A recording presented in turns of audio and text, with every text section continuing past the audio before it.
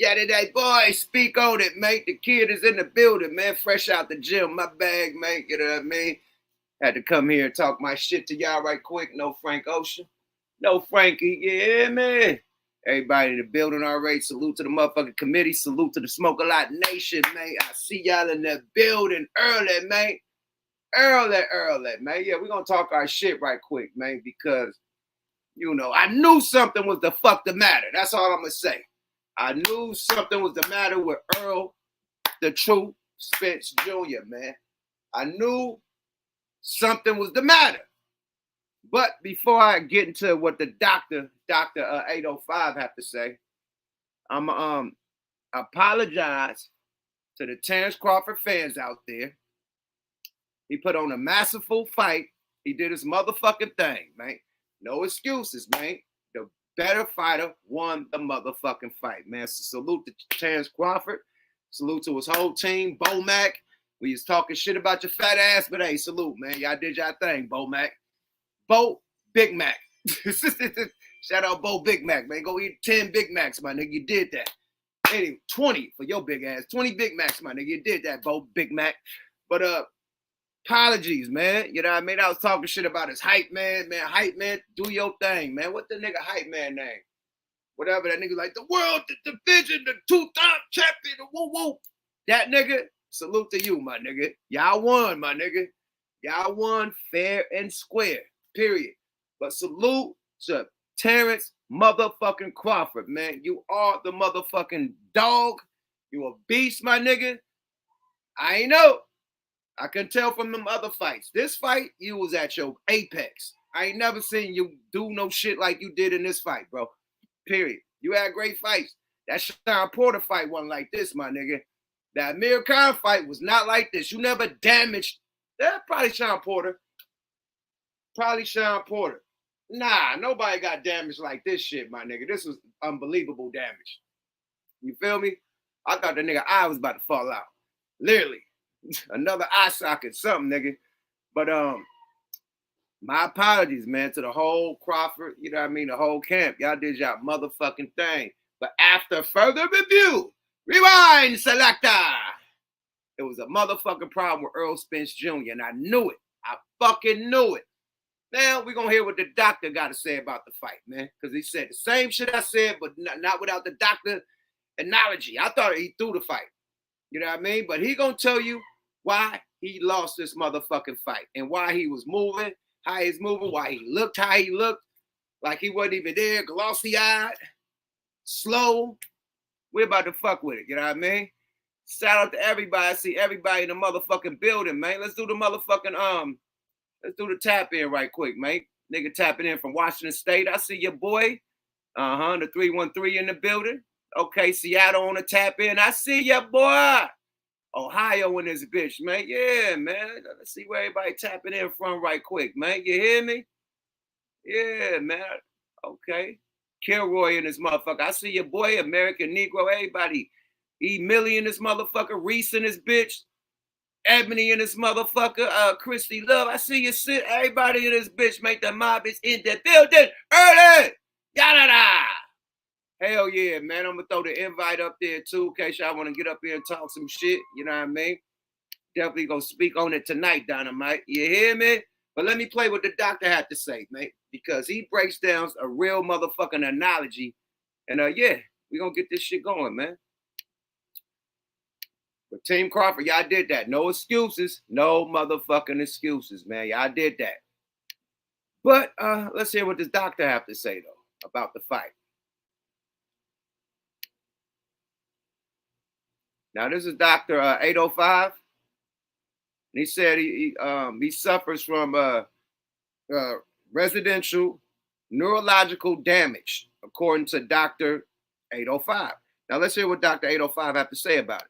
Hey, gentlemen, thank you for having me on. I just wanted to kind of share, from this perspective, I've performed neurological exams on quite a few patients over my years. And when you're looking for somebody who's either had head trauma or maybe has had a stroke, even people with dementia, which is another form of neurological damage, there's certain things that you look for. And my wife, when she saw Errol Spence enter the ring, she asked me, she's like, he looks like he's on marijuana. And I told her, I said, he has residual neurological damage from his car accident. That people have commented on this, but people, if you don't have the experience doing this, you're not going to pick up on it. So one of the things when you're doing a neurological exam on somebody, you look at, there's like a glassy look to a person's eyes when they have either a concussion or they have advanced stages of dementia. And if you compare video of Errol Spence before his accident, just do a little assessment on the eye exam of what I'm telling you. It is apparent. I mean, it is honestly, it is embarrassing how obvious it is that he's significantly compromised. So what I would say to this is just think back to what they did to Muhammad Ali when they let him fight with Parkinson's. People will let somebody get into the ring even though there is obvious issues with their ability to perform in a boxing match. So further evidence of this is listen to his speech patterns, start comparing his speech patterns before his accident to after. There is a distinct difference in his enunciation.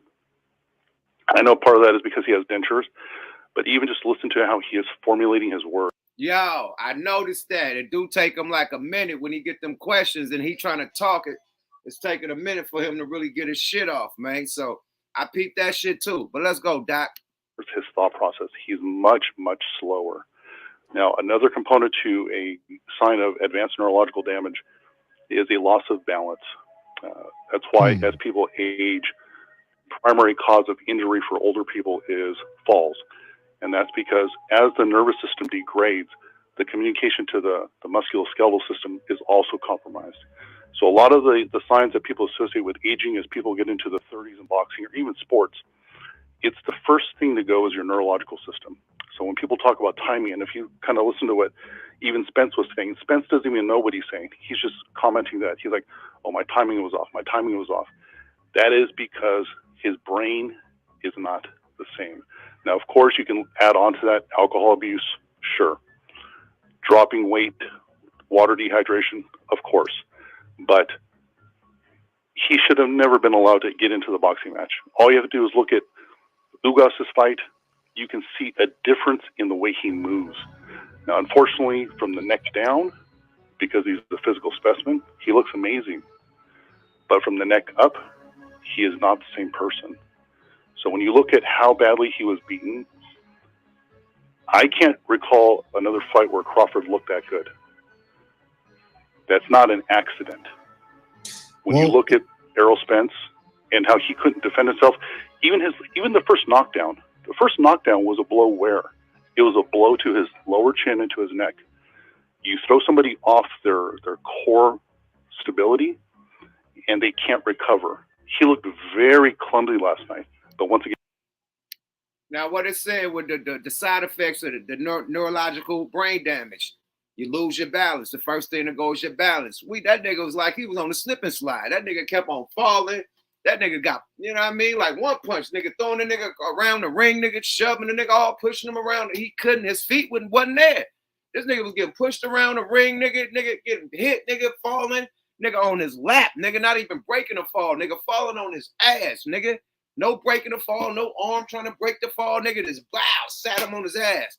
So the doctor is saying all the side effects of neurological, brain damage, basically. And we seen all the fucking side effects. That's what Earl looked like. He had the glossy eyes. It looked like he wasn't there. The wife said it looked like the nigga was on marijuana. I agree. It looked like the nigga ate a Mike Tyson mushroom ear or something. Whatever Mike Tyson gave that nigga in that box, he probably smoked it or ate the motherfucker before. That's what I thought. I'm like, man, that nigga off the Mike Tyson bites, some ear bites, or that nigga off the motherfucking Mike Tyson weed. I don't know. But that nigga look high or drunk than a motherfucker, right? So now you get it. It's the neurological brain damage, right? And now it's going to break it down why he had neurological brain damage in this fight instead of the other fights. Now let's continue. Hey, Bo Knows, I see you up in that motherfucker. Let me bring you up in there. Bo, what's happening? What do you do, man? What do you do? Man, we just breaking this shit down to the very last compound. What do you do, everybody? Hey. Hit them likes up. Yeah, let's get it, man. Hit them likes on the way in, my nigga. Yada that boy. Let's continue. Fair use. Fair use. Let's go, baby. Again, this is just something I don't think people want to admit because people are emotionally invested in the fight, emotionally invested in boxing. This, to me, honestly, it's very sad. It should have never been allowed to happen, but that's the history of boxing. Well, let me ask you this. First of all, have you called in before into this show? It's been a few years, gentlemen. Yes. I think you called. Weren't you an expert? I thought you were an expert on roids. I think that was you who'd called Correct. in. Yeah. Okay. There. You guys used to call me Dr. 805. Yeah, that's me. Yeah, Dr. 805. But wait a minute. So you're did you say you were a neurologist as well? Is that your area of expertise as well, or? So my specialty is gerontology. So I have specialized in medicine and taking care of elderly people and also people going through the aging process. So I've taken care of many people with dementia, many people with neurological issues like ALS, multiple sclerosis, taking care of people with strokes. So because of that, over my career, I've done a lot of neurological exams. And it was so obvious to me. I'm talking within seconds. Even my wife, who's in the medical field, she picked up on it. She's like, "What's wrong with him?" I said, "He has neurological damage." I said, "My God, he should not even be in this fight." And what happens is when you dehydrate, which people are aware, you're depleting water. That's ultimately what you're doing. Because since the body is 70 to 75% water, so is the composition of muscle tissue. Now, the way people make weight, and for some people listening, I'm sure they know this already, but the goal is to try and pull as much water out of the muscle tissue. That is the only place you can really make a significant difference in weight. That's why you can drop 15 to 20 pounds in a week. But how that is accomplished is primarily by depleting the glycogen, which binds water to it. So glycogen holds water in a 1-to-3 ratio. So 1 gram of glycogen holds 3 grams of water to it. When you pull the glycogen out, water leaves the muscle tissue. Well, what also happens is you start losing electrolytes. So evidence of this is anybody's ever watched a marathon race and they've seen a runner cramp up and have to leave the race. What has happened is that they've burned through the glycogen, which is stored glucose. And then once that's burned up, the water has to displace the water out of the muscle tissue. It just moves automatically. When that happens, the last thing to occur is a movement of electrolytes. So your sodium, your potassium, your magnesium. Now this gets complicated, it has to do with water balance and electrolyte functions in the body. So that's it. The body has to do this. If it doesn't, the body will die. So when you're cutting weight on somebody, especially with somebody with neurological damage, the consequences are even worse because in the rehydration process, one of the last places to rehydrate is the brain.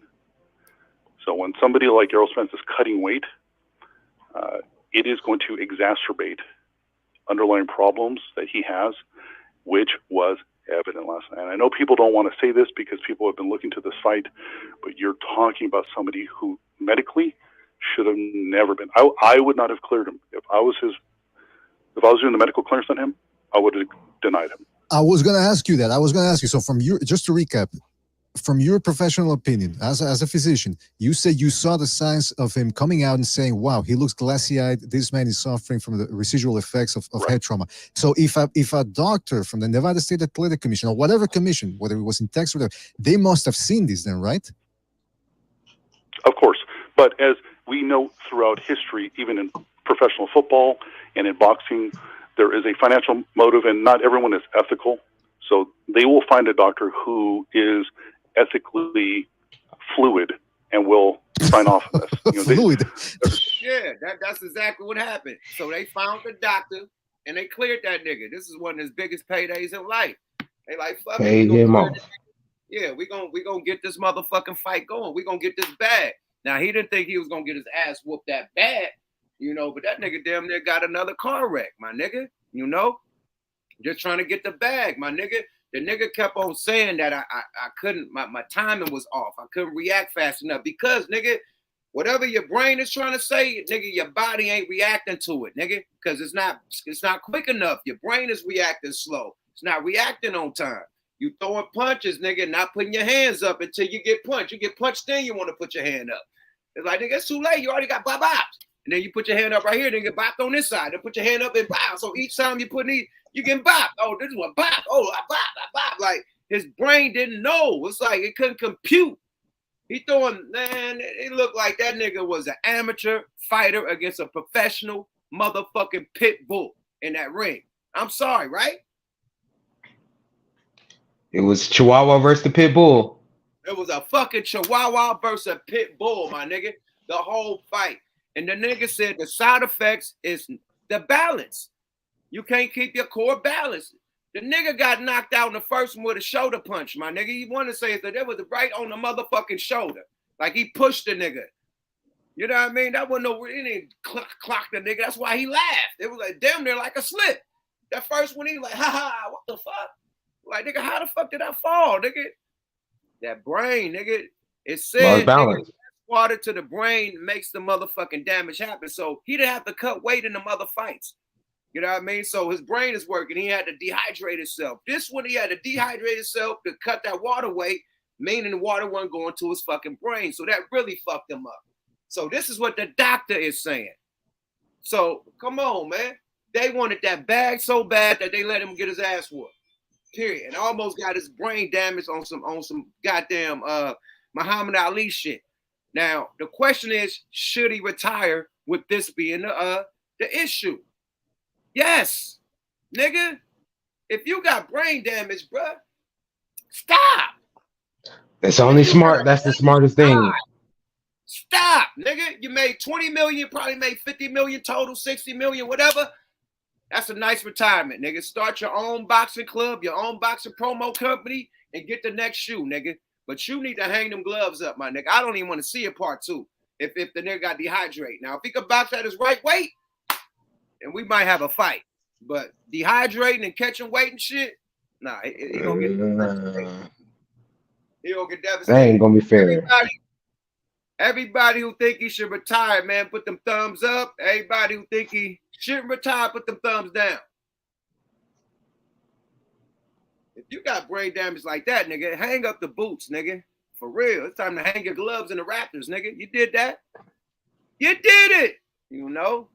But it's looking ugly, my nigga. And I wonder, like, that boy looked hurt out there. It looked like, nigga, I don't know. He wasn't there.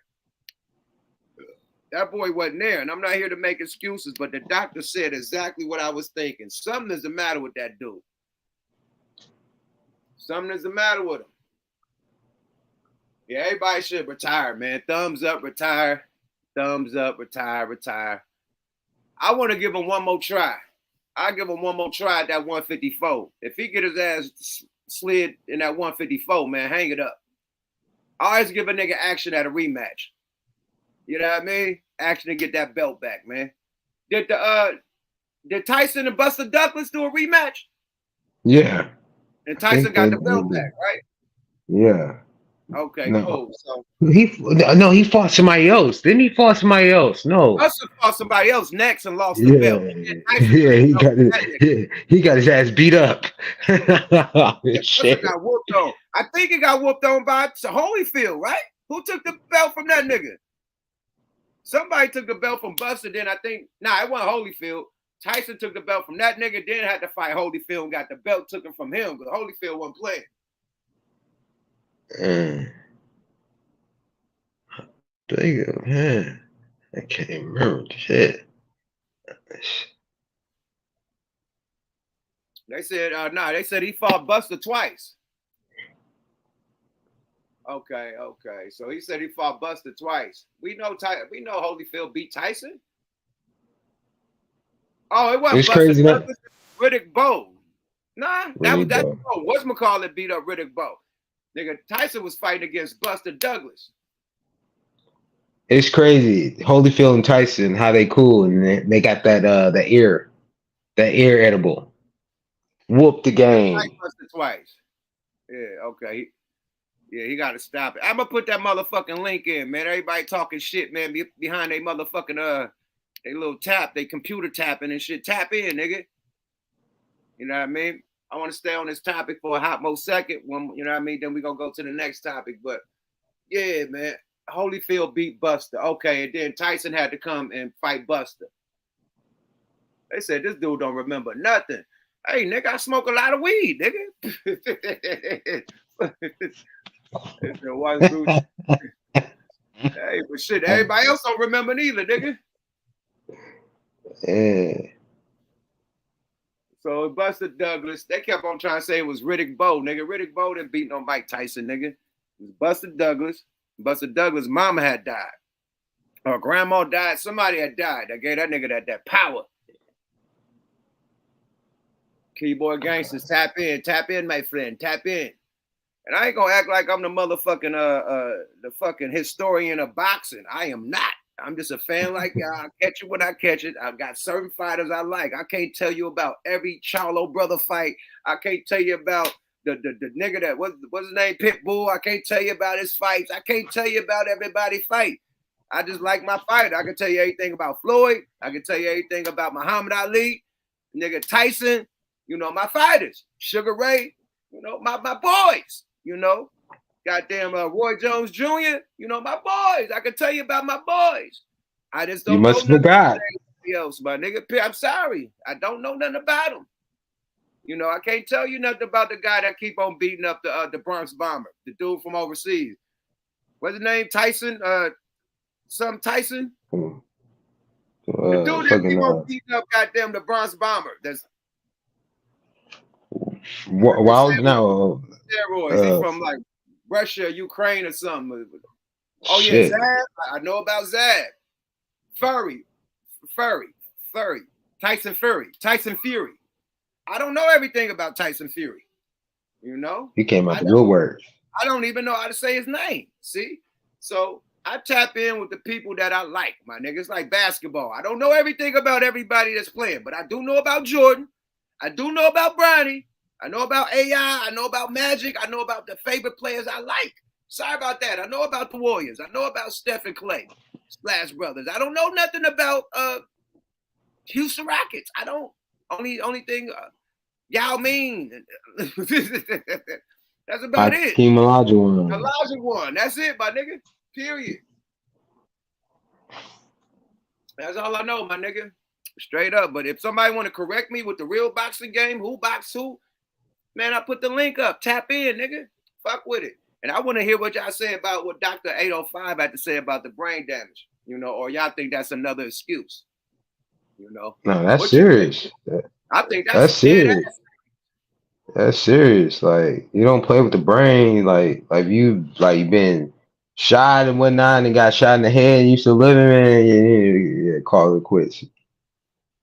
Yeah. Get out the fucking way. Like, get out the way. Take a long time to finish sentences and shit. Like, that alone, how you talking. It ain't because that nigga from down south. I know down south niggas that talk slow and they sharp with they slow shit.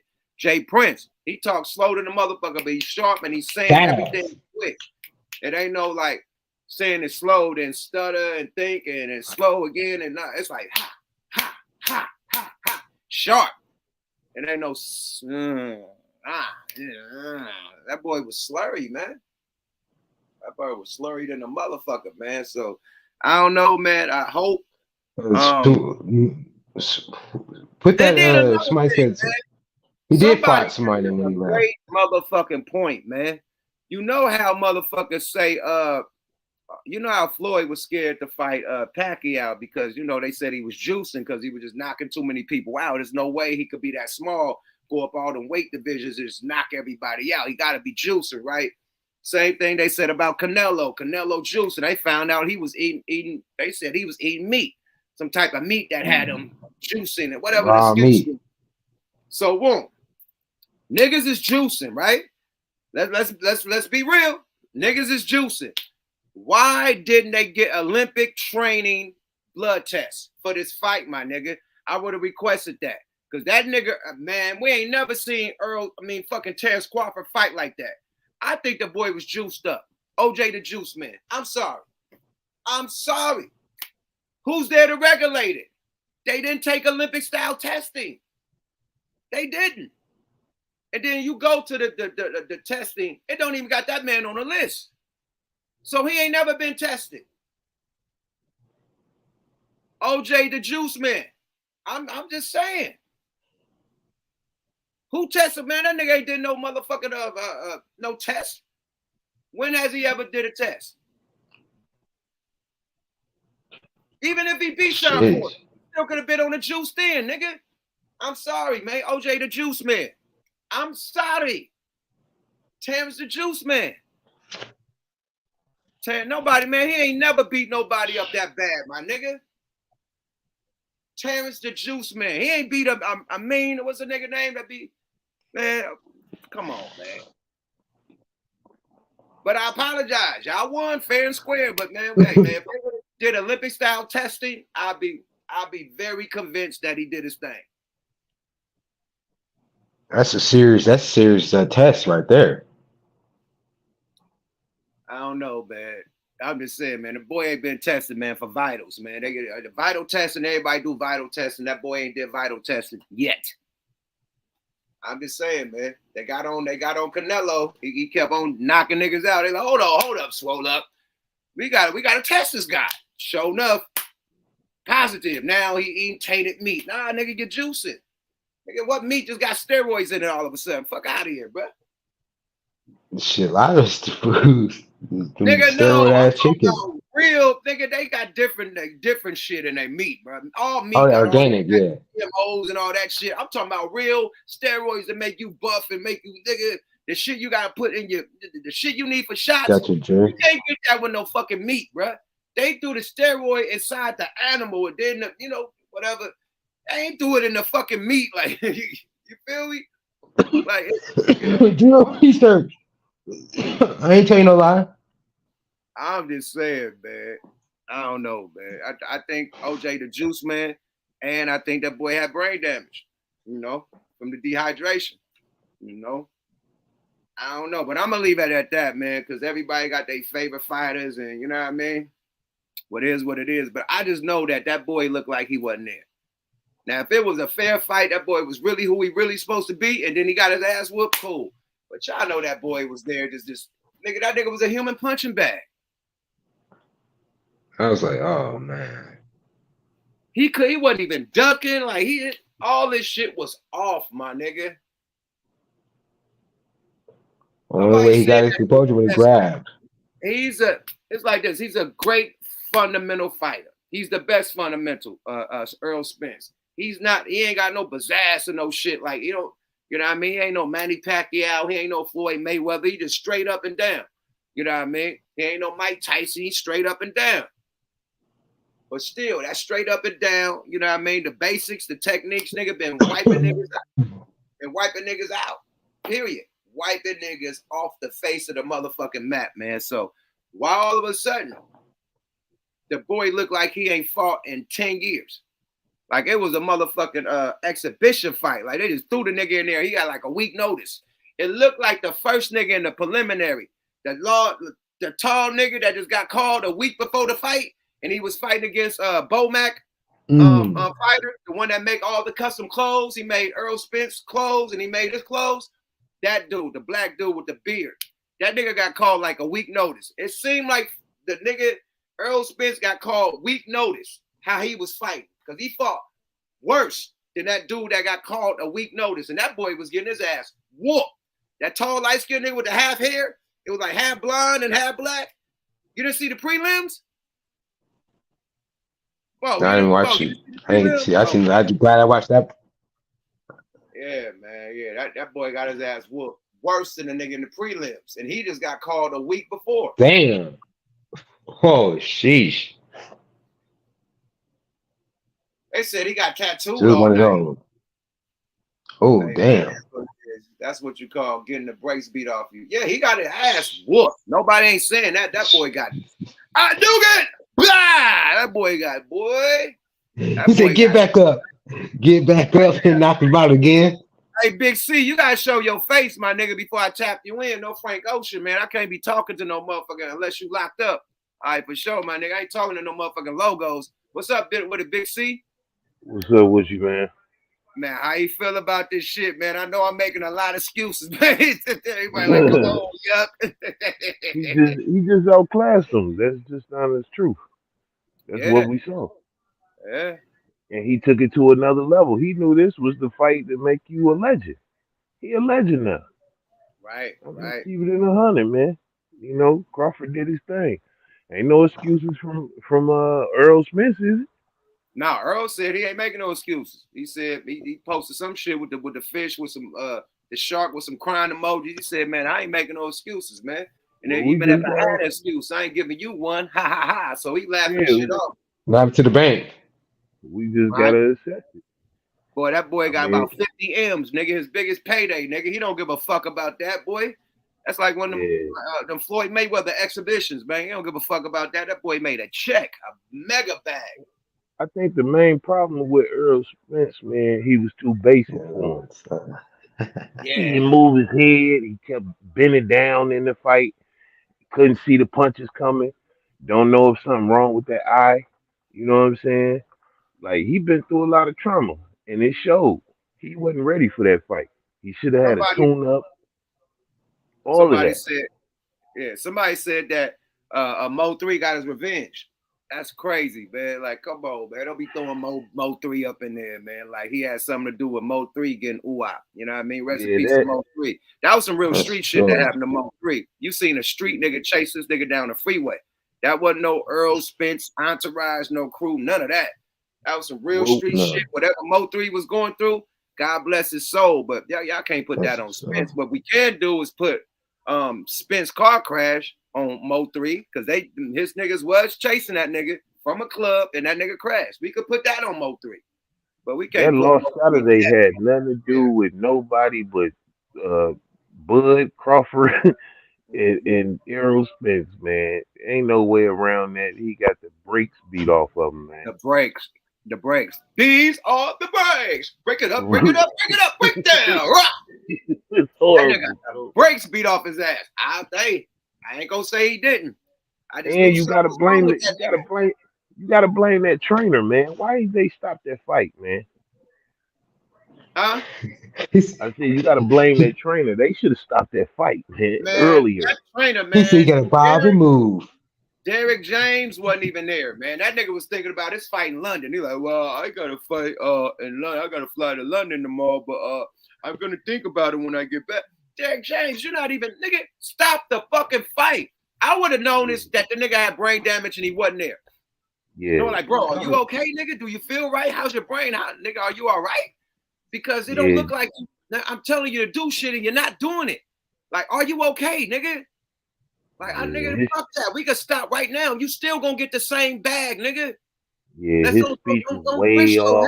Don't risk your life like that, man. Right. I would have been like that in the corner, like, bro, are you okay? You don't look like what the fuck is going on here? If I was a coach. He got to get rid of Derek James, man. That dude had no adjustments. It was nothing that he could counter. No game plan. That man didn't tell that man to do shit in that corner. Man, ERROL Spence need to train like Bud Crawford trained for him. He trained 7 days a week for that fight. Straight out. He need to do what he did, and he need to take a year off, man. Can't fight that man in those 6 months after beating like that. 2 years. It's got to be about a year. If I would have known this nigga got brain damage, you knew when that nigga came out the hospital what's his conditions. Yeah. Y'all been trying to bag it up knowing this nigga conditions. You know? Now, if I would have seen his conditions kicking in, like, bro, it really feel like, you know what I mean? You ain't got it. You kind of slow. I don't know what's going down. Your body functions ain't working, man. Let's come on, let's stop. Hey, I got a question, man. Can we see Bud Crawford and Floyd before Floyd's skills diminish? Nah, Floyd already handed the crown to Crawford. He don't want that smoke. He said Crawford the best. He didn't gave it up to Crawford. He called him the GOAT. I wanted to see it, man. Floyd ain't boxing nobody right now. Floyd don't want to see goddamn. And he just sparring in Dubai.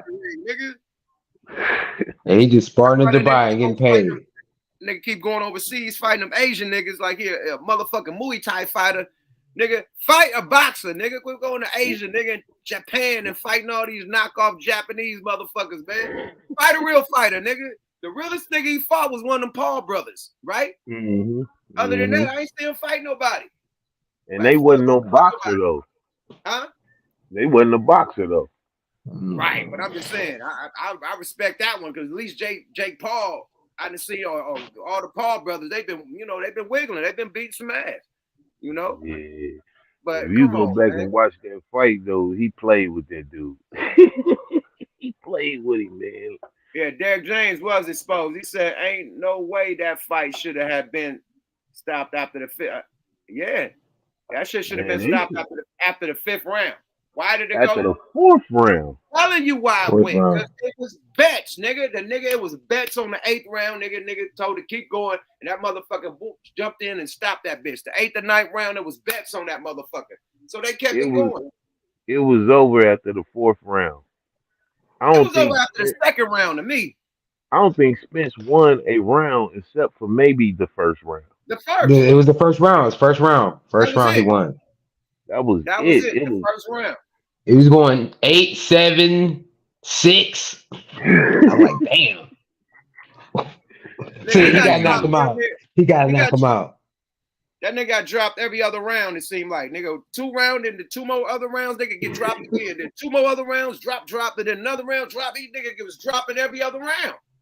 yeah, It the was one over after the second round, my nigga. I agree with Reese. That shit was over after the second round. Period. I noticed something was wrong like when he got knocked down that first time. You know what I'm saying? It didn't even seem that hard, but his legs looked like they was gone, man. Watch They him said when he get EJ up. don't know how to block a jab. He know EJ got great defense.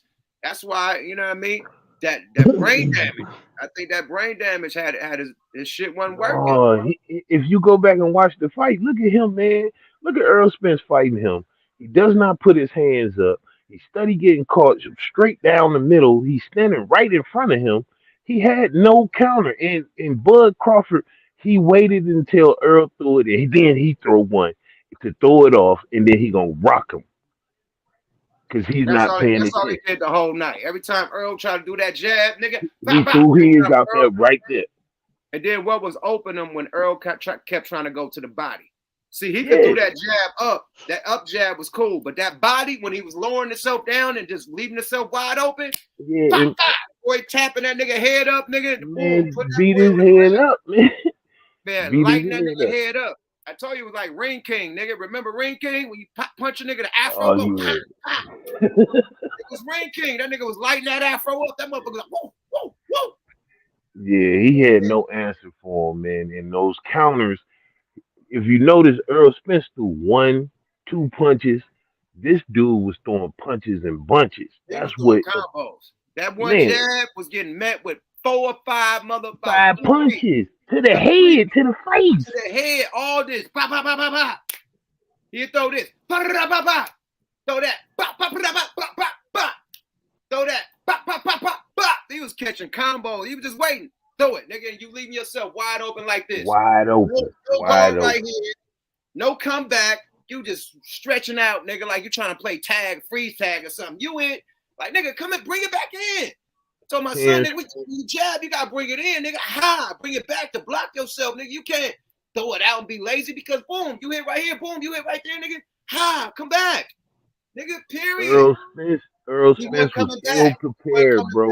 His trainer had him ill prepared, man, for real. Like he had no comeback after the first round, and Terrence Crawford downloaded what he was doing. It was over.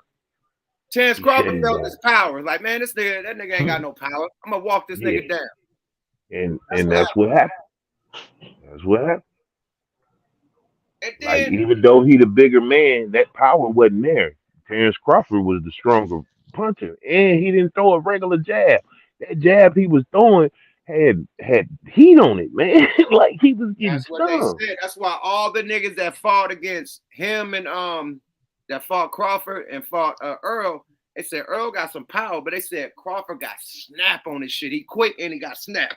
So and you could see his hand speed was too much for Earl, man. It was like, quick. It was too quick. Fast. Earl throw 1 and get hit with 4. His combo. I said, damn. Yeah. I was like, oh man. Yeah, it was over. The hand speed. That's the pure definition of it's over, Hova. Yeah. It's over, Hova. If it's over, it was Hova, so bad you really don't want to see a rematch. If it was it's so over, bad Hova Look. You really don't want to see a rematch of that, man, because it looked Hell like no. Errol Spence is Look. putting his life on the line. For real. Look. If this Hoba had a face, it'll be this. Yeah, man, God. look at his face. Duh. How does he come? Damn. How he come back to the corner and you say nothing? You let him keep going out there like that. You see his face. You Man, know I something would get, wrong. man, fuck Derrick James. I get the fuck rid of him, boy. You gotta Yeah, get it, man. he Fuck need to go him. see Antonio Tarver, man. He need to go to Roger Mayweather, nigga. Floyd Mayweather father, nigga. Somebody, nigga. Hey, Yeah. Yuck. If you go He said back he and got a look, popping weed. if you go back and look at what Antonio Tarver said before the fight, it happened exactly how he said it. He knew what was gonna happen. He need to get with somebody who got the whole game plan on there. Antonio Tarver predicted what was going to happen. Yeah, he did. He said he's a trainer. He's a boxer trainer. He said, why people He ain't need coming to up on go see him. it? Nigga, I'm a boxer. I really do this shit, man. Yeah, I seen Yeah. Antonio Tarver. He was like, these niggas scared. I give them the game, and then they take it to another nigga. They need to, because they don't respect me, but they need to come holler at me because I got it. I know what to do with this shit. You need to go look up a fight of Derrick James, man, the trainer for Errol Spence. There's a fight he fought just like what we saw Errol do. That one punch, and then I saw him get knocked all around the ring. It was embarrassing. It was Oh, crazy. so he wasn't no hell of a fighter. Nah, not from what I saw. He was getting knocked out and throwing one punch and getting hit with 3 and 4. Yeah, that 1 to 3 and 4, my nigga, ratio ain't gonna win. What this shit called? What this shit called when they add up the punches and shit? What's the name of that? The score, the count. We Count, know that. yeah. I know it's The called a counter. count, but it's like called like a professional name, like the something. What is it called? Oh man. That shit ain't gonna add up. 1 to 4 ratio every time you throw a punch. 4 coming, Yeah. 4 coming. It ain't adding up, my nigga. It ain't called the scorecard. It ain't called it's called something technical like that. Anyway, if I fucked up my little joke, stat boxing, I fucked up. It's all good. We understand it, man. If you look at his boxing concubine, it's called some crazy shit like that. What I'm trying to think about. Concubine. I knew it. Yeah, that nigga said it right there. Okay. Yeah, I'm thinking of the professional name. This one, right? The nigga concubine. Oh, CompuBox. I got you. I know when they counting up all the punches. Okay. Right. A CompuBox. That 1 to the 4 ratio ain't gonna Oh win yeah, in the CompuBox. that's horrible. It's That's horrible. Not That's that ball, horrible. Jamal. Period. And we saw the accumulation of all of those punches, man. Man, shit. I saw the hurting all them punches. Boy, that nigga was rocking that boy afro. I rock rough and tough with my afro bust. Hey! Yeah. He got to cut that afro off after that one. Don't get in that ring with no afro in that man again, man. For real. Do not, man. Shave your head, my nigga. Shave your motherfucking head, bro. Yeah, let that go. All right, let's switch the topic, man. We could go with this shit all night, man. Hey, they fucked up my I'm out, y'all. Appreciate let's you, go. bro. All right, for sure. Be easy, my nigga. All right. Hey, check this out, man. Shout out to my nigga Nino Brown, man. He say the new era rap music is fucking trash, man. If you grew up on Tupac and Pimp C, you really know what type of game this is, man. Do y'all feel the same? Let's hear what Nino Brown got to say, man. Fair use, nigga, and free game, nigga. Go follow Nino Brown, nigga, on YouTube, nigga. Yada da. Let me tell you something. If you ain't grew up on that motherfucking Tupac, or you ain't grew up on that Pimp C, or you ain't grew up on that Too Short or that 8-Ball and MJG, I'm talking about that UGK shit, you would never understand how trash and garbage this music era is today, man. Y'all niggas ain't talking about nothing, man. They ain't teaching you how to get no money. Everybody telling you how to use dope.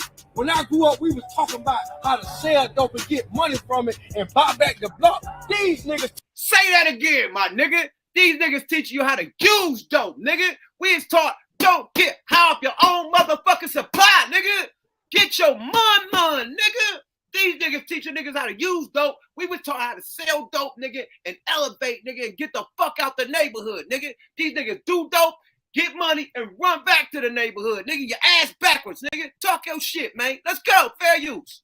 Telling you how to put the block in the rock and smoke the rock.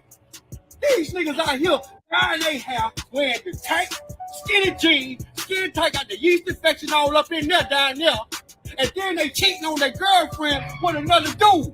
Man, I'm sick of this music era, man. If you ain't grow up on that Tupac, that Pimp C, that Two Shot, that 8-Ball and MJG, then you would never understand my kind of era. You ain't never gonna understand this real shit I keep, because that's the type of shit I grew up on. I'm talking about that Cash Money record. I'm talking about that No Limit record. I'm talking about when it was real back in the days, man. Man, this new shit suck, man. These niggas ain't talking about nothing, and every girl rapper out here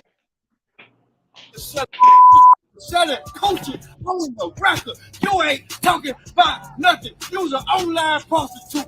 A cash app, OnlyFans, fans, only prostitute. And I ain't on that no more. Man, see that? Go get them goddamn rapper, man. I'm telling you right now, I'm sick of this era, man. I ain't teaching you nothing. And so you gotta understand, man, I got kids out here listening to you young niggas. So all you young niggas that teaching my little boys how to be little girls, I got a problem with that. All you young niggas that teaching these young kids how to use the dope instead of share the dope, I got a problem with that. Man, you got a whole fair motherfucking use. Talk your shit, Nino Brown. Nigga, that nigga said niggas is cheating on their girlfriends with a dude, nigga. What the fuck, nigga? Who raised you niggas? I gotta hit you with the TK Kirkland, nigga. My brother TK, nigga. You know he did one of his first skits he ever did on a fucking rap album was the Loonies, Lunatic Music, nigga. And he used that joke in his comedy to this day, nigga. You hear me? Shout out TK Kirkland. But who raised you niggas, man? Let's go, Nino. Young nigga, 17, 18 years old, a full-blown bass head, full-blown pill popper. Man, get up. Hold on, man. Hold on, man. What the fuck, man? Oh, shit. And whatever you put between them 6 inches is what you become. You keep listening to shit they ain't teaching you how to treat no woman. They ain't teaching you how to get no money. You gonna stay broke. And all these women out here talking about prostitution on the record. These niggas got men out here, man. These niggas got baby daddies and shit. And you the only one losing. You dummy, stupid, and all these. Nino, I fuck with you the long way, but man, whoever that nigga is in the background, man, look like that nigga called. It look like he counting up a soft 2,000, if that, my nigga. And he keep on playing with the same 2,000 and putting it on. I don't know if I'm the only one that see that. I think. No, I seen it. I said he played a Smokey. He pulled a Smokey. I don't know, bro, but goddamn, right when the nigga kept on putting the dollars in, the nigga had to play big worm. Bro, what the fuck is it? What is he feeling with that money in the background, man? I fuck with Nino, no Frank Ocean, man, but yo nigga, man, get that background nigga up out of here, man. That nigga ain't counting up nothing. Get them fake ass little money bags. Little Monopoly bags. That's the only thing that's making this video fucked up. But other than that, he talking some real shit. Let's go. You know I gotta get my comedy in, man. Look at that Monopoly bag. That ain't it. You got another Monopoly bag, and this nigga got about a soft thou wow right there in hundreds. No, probably a soft $200 one. He probably got soft 201s right here, nigga, making it look crazy. Hey man, it is wild in the field, man. Fair use, man. Nino, get a new hype man, get a new cash nigga to count up. This nigga ain't him, man. Let's go. Niggas out here telling you to use these different drugs. They don't use drugs. They use the CBD. Wait a minute.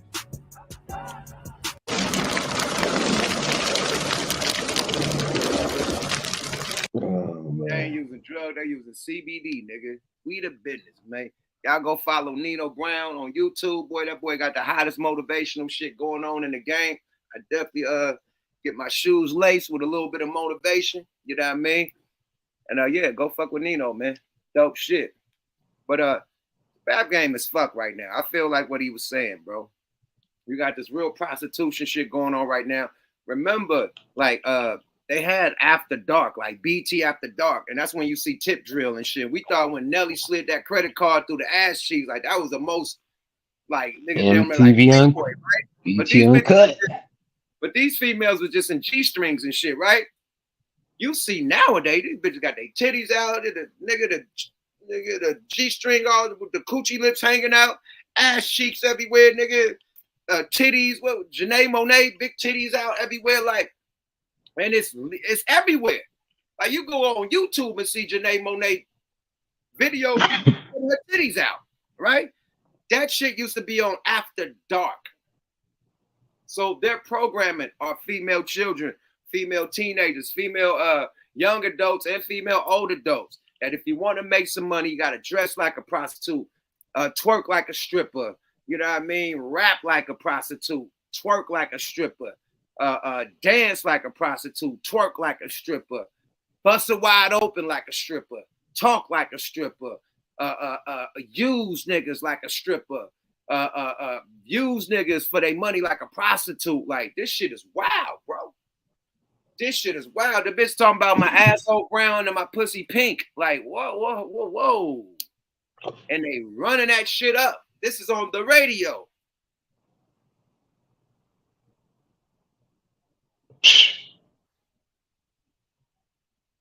Yeah, the industry, fuck trying to, bruh said the industry trying to make 304s. Nigga, they already here, nigga. Fuck trying to. It's been accomplished.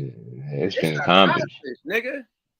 Gooch, get your ass up in here, nigga. Talk your shit. We about to go bad on these bitches, man. And I need some assistance from my nigga Stack 5, man. Stack 5, what he got to say about Kim K, man. You know what I mean? And motherfucking Stephen A. Smith calling her a prostitute. Then that nigga back, and then said sorry. Yeah, the nigga moonwalking and shit like he had a motherfucking Beat It concert or something. Rest in peace to Michael Jackson. But yeah, boy, no moonwalking, my nigga. You know what I mean? She a real 304, nigga, the queen of the 304s. Nigga, all these 304s trying to be the next Kim Kardashian, nigga. If you really want to know, trying to be the next Chloe and all the bitches dating, all these little Mexican little bitches and little Russian bitches trying to date black rich athletes, nigga, and take their money, nigga, and go back to Russia with their money, nigga. That's what's going on, nigga. Period. Breaking niggas, having babies with them, getting alimony and shit. That's what they doing, nigga. Period. So yeah, it's a real 304 era, and these bitches is 304s, and these rap niggas is gay than the motherfucker. No Frank Ocean. Let's go, Gooch. What's happening with Hey! What to do, man? What up, man? Hey. Peace, man. What's going on, pimp? What up, man? We've been talking our shit, man. How you feel about this shit, man? I just got in. Catch me up to speed. Oh, man, we was talking about, you didn't see Nino talking about the rap game? Is that the one where he had like the fake money in the back with yeah, hit the wall? Yeah. We just talk about that. That wasn't the movie. A little fake money ooh-wop wasn't the ooh-wop. And you gotta be better than that. The message was there though. Nino, do your favor, get your homeboy that got some real money like this. Bro, you could have got you $1,000 in ones, nigga, and been right, Dynamite. You hear me? Could have done you like this. You know what I mean? Got you right. Hey, fuck it. They got fake money that look real, my nigga. You could have went and got some fake ass hella stacks.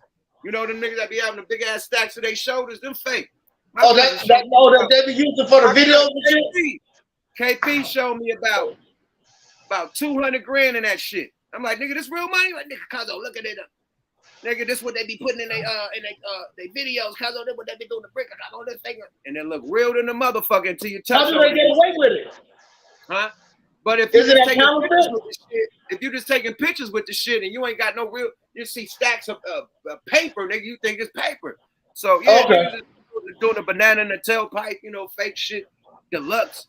But Nino could have came with the same package deal and got it off better than the nigga just keep on flipping the same $100, nigga. That nigga had 101s and kept on flipping it like he been smoking.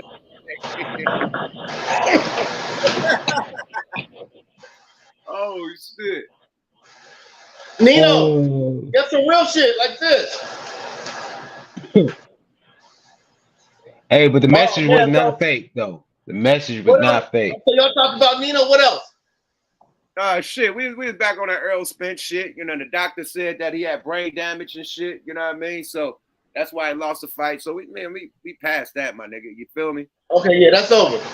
All right, but let's hear. Since you don't want to talk about these 304s, we gonna hear what my nigga Stephen Stack 5 got to say about this shit, man. You feel me? Let's talk Stack. Whoa. Yeah, we ain't feeling Stephen A. Smith apologizing to the queen of the 304s. But if you Stephen A., you're in a big ass position, and if that comes from you, you can get sued for defamation of character, a defamation of in the company. Yeah, defamation of character. Defamation. I said defamation. Defamation of character. So not only whatever company he works for could get sued, he can too. So he had to backpedal and you know what I mean? But here, let's go. He tried to call Kim Kardashian a prostitute and also calling Kris Jenner a pimp. Now a lot of people came down on him. Yeah. Pat Beverly was Kris Jenner's the biggest motherfucking pimp in the game. He pimping the shit out of her daughters, man. Yeah, you absolutely motherfucking right. They got a brothel over there. Chinks, yeah, follow Chinks on YouTube, fair use, man. Chinks, he be doing the shit, man. Follow Chinks. But yeah, absolutely. So Patrick Beverly tried to check the nigga and say, not cool, she has kids. Should not be the title or the topic. Nigga, Patrick Beverly, shut your bitch ass up, nigga. Fake ass nigga, you just mad, nigga. You got too comfortable with the Lakers. You probably was sitting next to the bitch and giggling in the pool, nigga. I don't give a fuck if she sit on the motherfucking flow seats, man. She got the biggest motherfucking porno tape in the game, nigga. She's the richest porn star in the motherfucking game, nigga. Sorry about that. Nigga. Sorry about that. What else? What made her and her family a porno tape, nigga? Stop it, nigga. Her daddy defended O.J. Simpson, and them bitches was little, and nobody knew who they was. So that bitch grew up off of Ray J, nigga. Sorry about that. Let's go. One of the guys that checked him about it, and he ends up walking it back. If you haven't watched that video, make sure you guys go check it out. But Stephen Jackson was not happy that Stephen A. Smith apologized to Kim Kardashian. He feels like Stephen A. Smith made a statement that was accurate, and he wants him to stand on it. Here's what Stephen Jackson said. Hey, we got to stop apologizing for no reason, bro. We got to stop doing that. We've demeaned. People said so much stuff about black women and them being hoes and prostitutes and strippers, but ain't nobody apologizing to them. Like my boy Glove say, the truth hurt. Truth sound like hurt. Truth sound like hate to people who hate the truth. And if you made it, if a man made it selling drugs or pimping and all that, they're going to keep that on him. Or he used to sell drugs, but he made it. He don't do it no more. He used to pimp. He made it. He don't pimp no more. If somebody sold pussy and was basically a high-class prostitute to get where they at, then stand on that. There's no need to apologize for that. Her mama sold her. She pimped her daughter out. She dated all celebrities that had money. You ain't name one person she dated that was broke.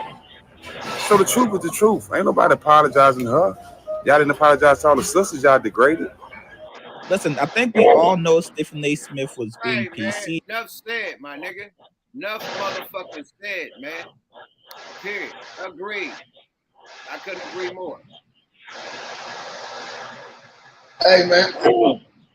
Hey, Stack, you know what? Stack 5 a real one, though. Because when he says something, he going to stand up on it. He's not going to back down from it. And that's how we got to do. We have to stop. It makes us look weak when we apologize all the fucking time. If you're going to back down, they just don't even say it. If you're gonna be a bitch, don't be a half a bitch, be all a bitch. But you're gonna stand on it. You can't be, I'm just saying, man, you can't be like asking for respect and you doing shit like the slut walk. Like Amber Rose when she tried to check Murder Mook when they was on the Drink Champs. I wasn't feeling that shit. How you gonna stay out of girl business? What is your business? Bitch, if you're acting like a prostitute, motherfuckers gonna come at you like that. If you dress with the out your pussy out, motherfuckers gonna be sexually aroused and they're gonna try to do something, probably grab on you, probably disrespect you, compared to you coming fully dressed and hiding your shit. You know, motherfucker ain't gonna be disrespectful if he can't see what you got on. But if you got motherfucking titties popping out and G-strings and shit on and your ass popping out and shit, and you twerking and busting it open, you don't think a nigga gonna jump down there with you and try to do something? Like, come on, my nigga. Don't present yourself that way and you won't get disrespected that way. But you want to present yourself like a motherfucking thot, like a prostitute, like a stripper, and dance like a stripper. Then when a nigga call you that, yeah, I'm not. Like, bitch, dress like that, then. Don't come. Like, come on.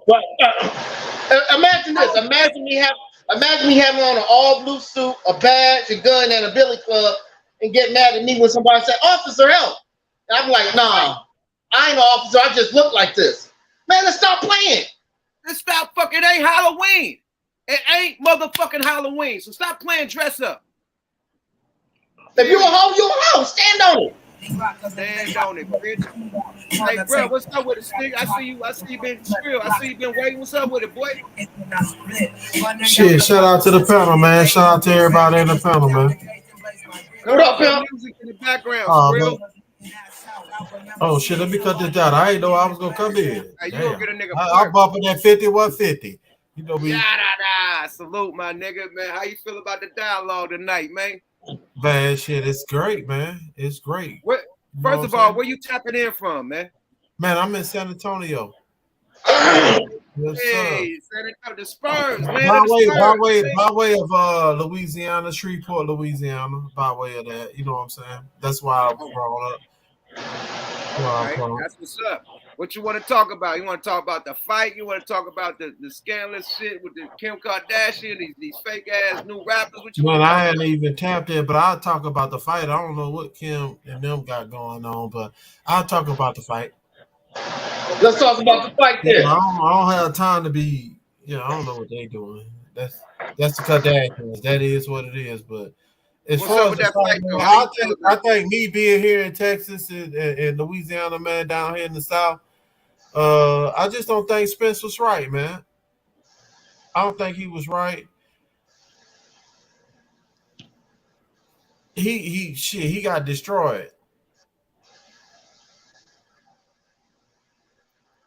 Yeah, he got cooked. And that don't sit well, but all he been through, right? Look what all he been through, but do it look like he was the same? Do it look like the same fighter that we seen against Danny Garcia, that we seen against Sean Porter, that we seen against all the other fighters? Do it look like the same fighter or not? That's my question. He did, because he aggressive. You know how Spence is. He aggressive. And I was looking at that first one. I said, man, slow down. Slow down. But, he aggressive. He was trying to knock him out. And Crawford just, that dude, man, he was countering. He was faster. And I don't think Spence ever got punched like that since the accident. I'm not trying to blame it on the accident. He would. I don't know, y'all. Hey, I'm gonna tell you this. Not to cut you off, man. I'm gonna tell you this, my nigga. That's why I was thinking, why niggas ain't fighting, but why Bud ain't fought no real niggas? Niggas is scared of Bud. I think now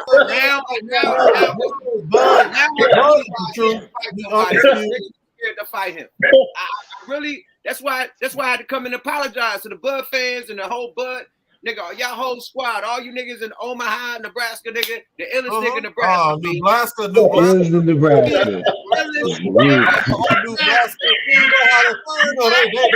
behind Nebraska. Hey, they got some bragging rights. For sure. They got some bragging rights.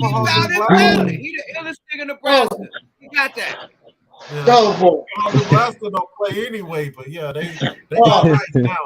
Nigga, the nigga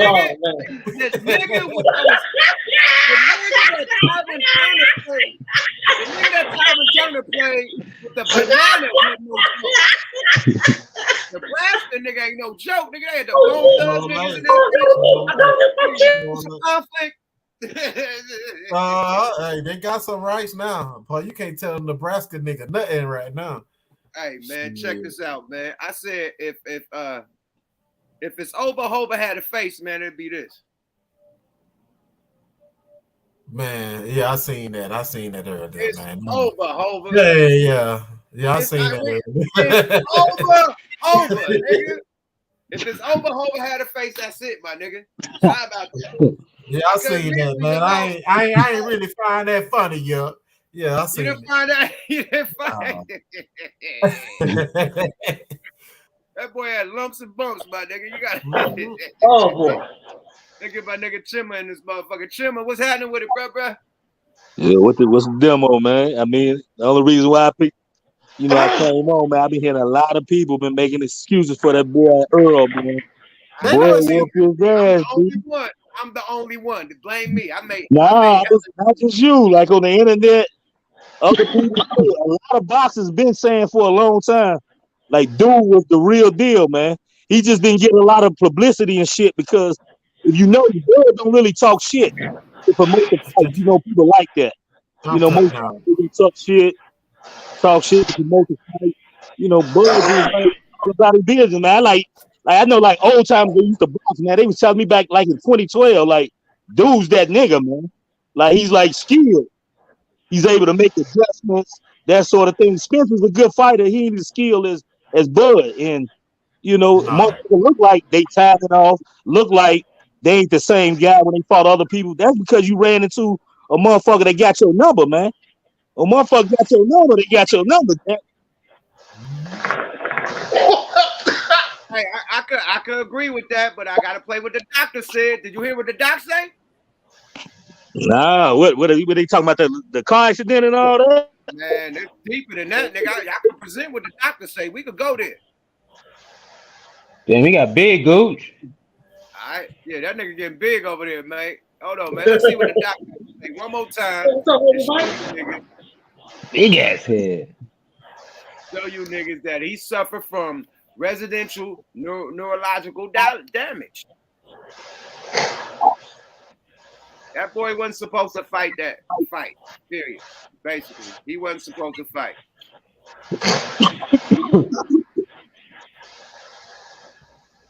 Oh.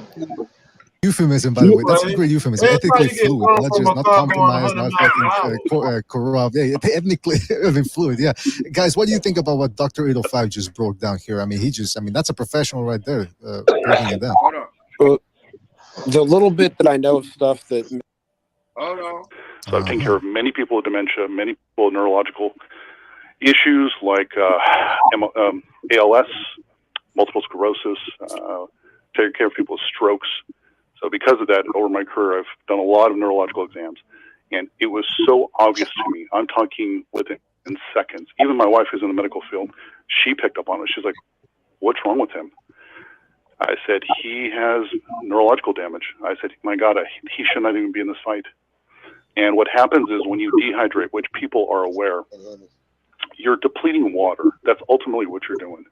Because since the body is 70 to 75% water, so is the composition of muscle tissue. Now, the way people make weight, and for some people listening, I'm sure they know this already, but the goal is to try and pull as much water out of the muscle tissue. That is the only place you can really make a significant difference in weight. That's why you can drop 15 to 20 pounds in a week. But how that is accomplished is primarily by depleting the glycogen, which binds water to it. So glycogen holds water in a 1-to-3 ratio. So 1 gram of glycogen holds 3 grams of water to it. When you pull the glycogen out, water leaves the muscle tissue. Well, what also happens is you start losing electrolytes. So evidence of this is anybody's ever watched a marathon race and they've seen a runner cramp up and have to leave the race. What has happened is that they've burned through the glycogen, which is stored glucose. And then once that's burned up, the water has to displace the water out of the muscle tissue. It just moves automatically. When that happens, the last thing to occur is a movement of electrolytes. So your sodium, your potassium, your magnesium. Now this gets complicated. It has to do with water balance and electrolyte functions in the body. So that's it. The body has to do this. If it doesn't, the body will die. So when you're cutting weight on somebody, especially with somebody with neurological damage, the consequences are even worse because in the rehydration process, one of the last places to rehydrate is the brain. So when somebody like ERROL Spence is cutting weight, it is going to exacerbate underlying problems that he has, which was evident last night. And I know people don't want to say this because people have been looking to this fight, but you're talking about somebody who medically should have never been. I would not have cleared him if I was doing the medical clearance on him.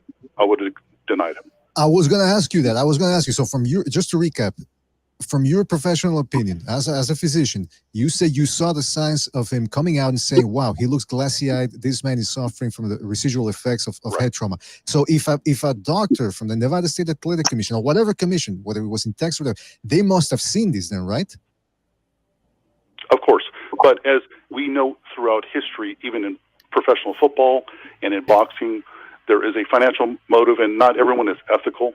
So they will find a doctor who is ethically fluid and will sign off on this. There are very unethical physicians. That's a great euphemism, by the way. That's a great euphemism.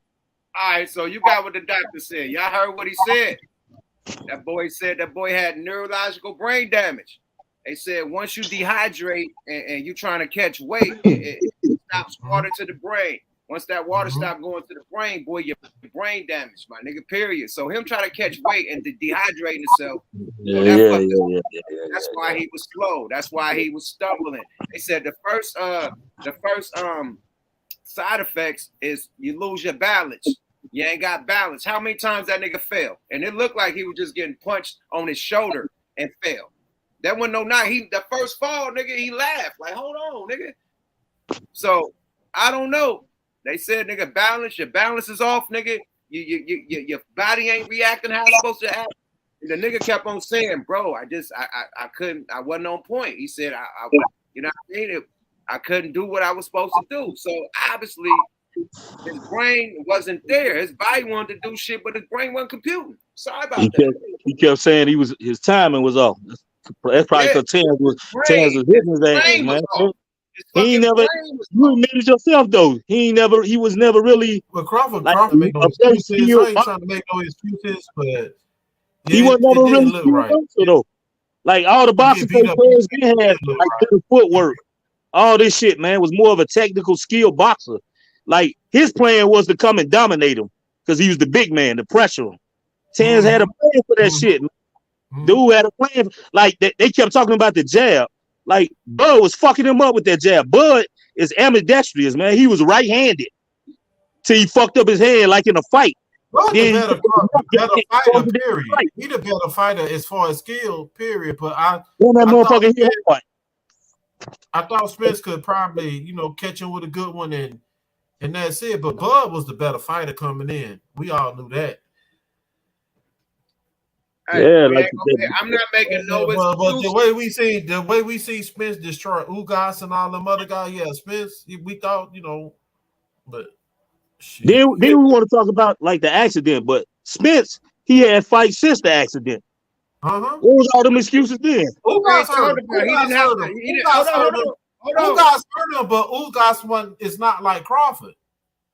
Fucking right. That's the whole point. Let me go even further, fellas. He didn't have to dehydrate his brain like he had to dehydrate and catch weight. All them other ones, he just fought at his weight. Hey, you do know that. You do know that when Bud was a young team, though, you do know Bud got shot in the fucking head too. So I mean, we can make the same excuse with him. We got some neurological damage. He got a bullet fragment in the back of his neck, my nigga. A fragment, not a real slug, a fragment. It's like Suge Knight when he got skinned at the top of his head, my nigga, with a fragment. That ain't no real bullet going in your motherfucking body, man. That's a fragment. But he got hit in the head. That's probably what enlarged it. Let's stop going with the bullshit, because if a bullet would have went through his back of his neck, it would have went through the front of his neck, my nigga. Let's stop playing like that. A fragment, nigga, because whatever he got shot in the car, my nigga. So the bullet, when it went through the window of the car, it bust the motherfucker up, and a piece of the bullet hit him in the back of the neck, my nigga. Not the full bullet, bro. The full bullet would have hit that nigga in the back, it would have went through his neck. The man say he got shot in the head, man. I think the man know more about what happened to him than us. The man himself say he got shot in the head. Okay, all right, let's get some more people up in here. Just Mike, you gotta show your motherfucking face, or you ain't getting up in here. Let's get town business in here. Anybody that want to get in here, show your face. I mean. Town business, how you feel about this shit, man? Come on, YUK. Stop playing, man. You know that shit wasn't rigged. I know I'm Why is you acting like that, YUK? That shit wasn't rigged. You know that nigga got his blenders put on him for real though. On some real active shit, my nigga. Man. You know how we get down in the town, my nigga. Stop playing, Yuck. Why you acting like that, Yuck? Nigga, I was last night, nigga. I was like, Yuck, no. Because the nigga got his ass whooped. No, that Come on, Yuck. You know, look, Yuck. No. He got no. I'm not saying. But look, he got let me tell you something real quick. I'm saying no. I'm saying what he fought wasn't the real Earl Spence that night. You fought a lower brain damaged nigga that didn't have his motherfucking body together. That would had to dehydrate and whatever the doctor just said. That's why the nigga lost. We all know that nigga. Hold on. We all you hear this, man? Hold on. We all know.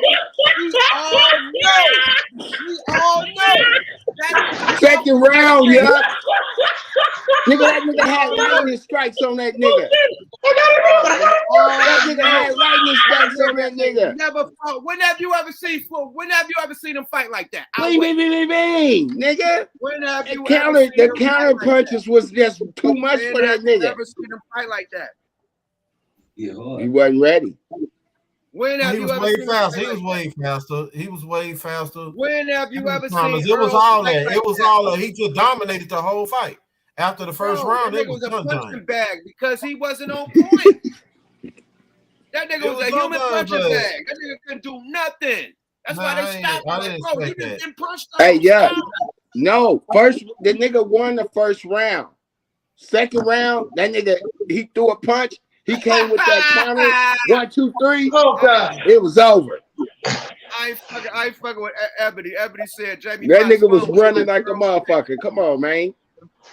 You said Jamie Foxx Clone was fighting for Earl Spence. I'm done. The Sid committee in the building, my nigga. Oh no, man. Y'all talking that shit. My nigga Full Capone. Let's get Just Mike in this motherfucker. Just Mike, talk your shit, man. What up? Good to see you again.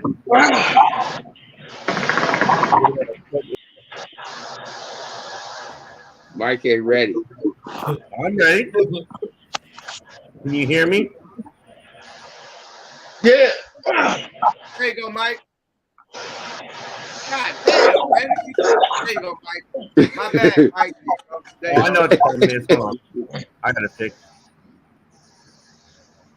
But yeah, to me, seeing how his body was, he looked like he was out of like electrolytes and all, that he didn't replenish enough, and that's expected. He wasn't ready mentally and physically in that fight. That's my take on it.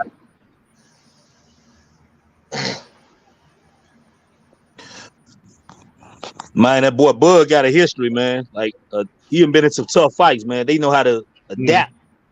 They know how to adapt the game plan, man. I think, they was ready for him. Dudes came out with one strategy. That shit didn't work, and they wasn't able to make adjustments. Fire the coach. That nigga should have been through in the towel. Yeah.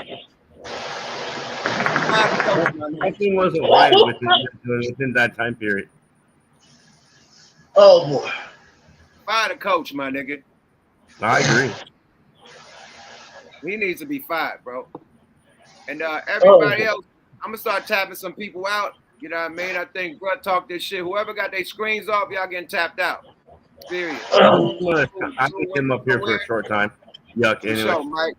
Good shit, Mike. But it was good seeing you also, and the club's doing well.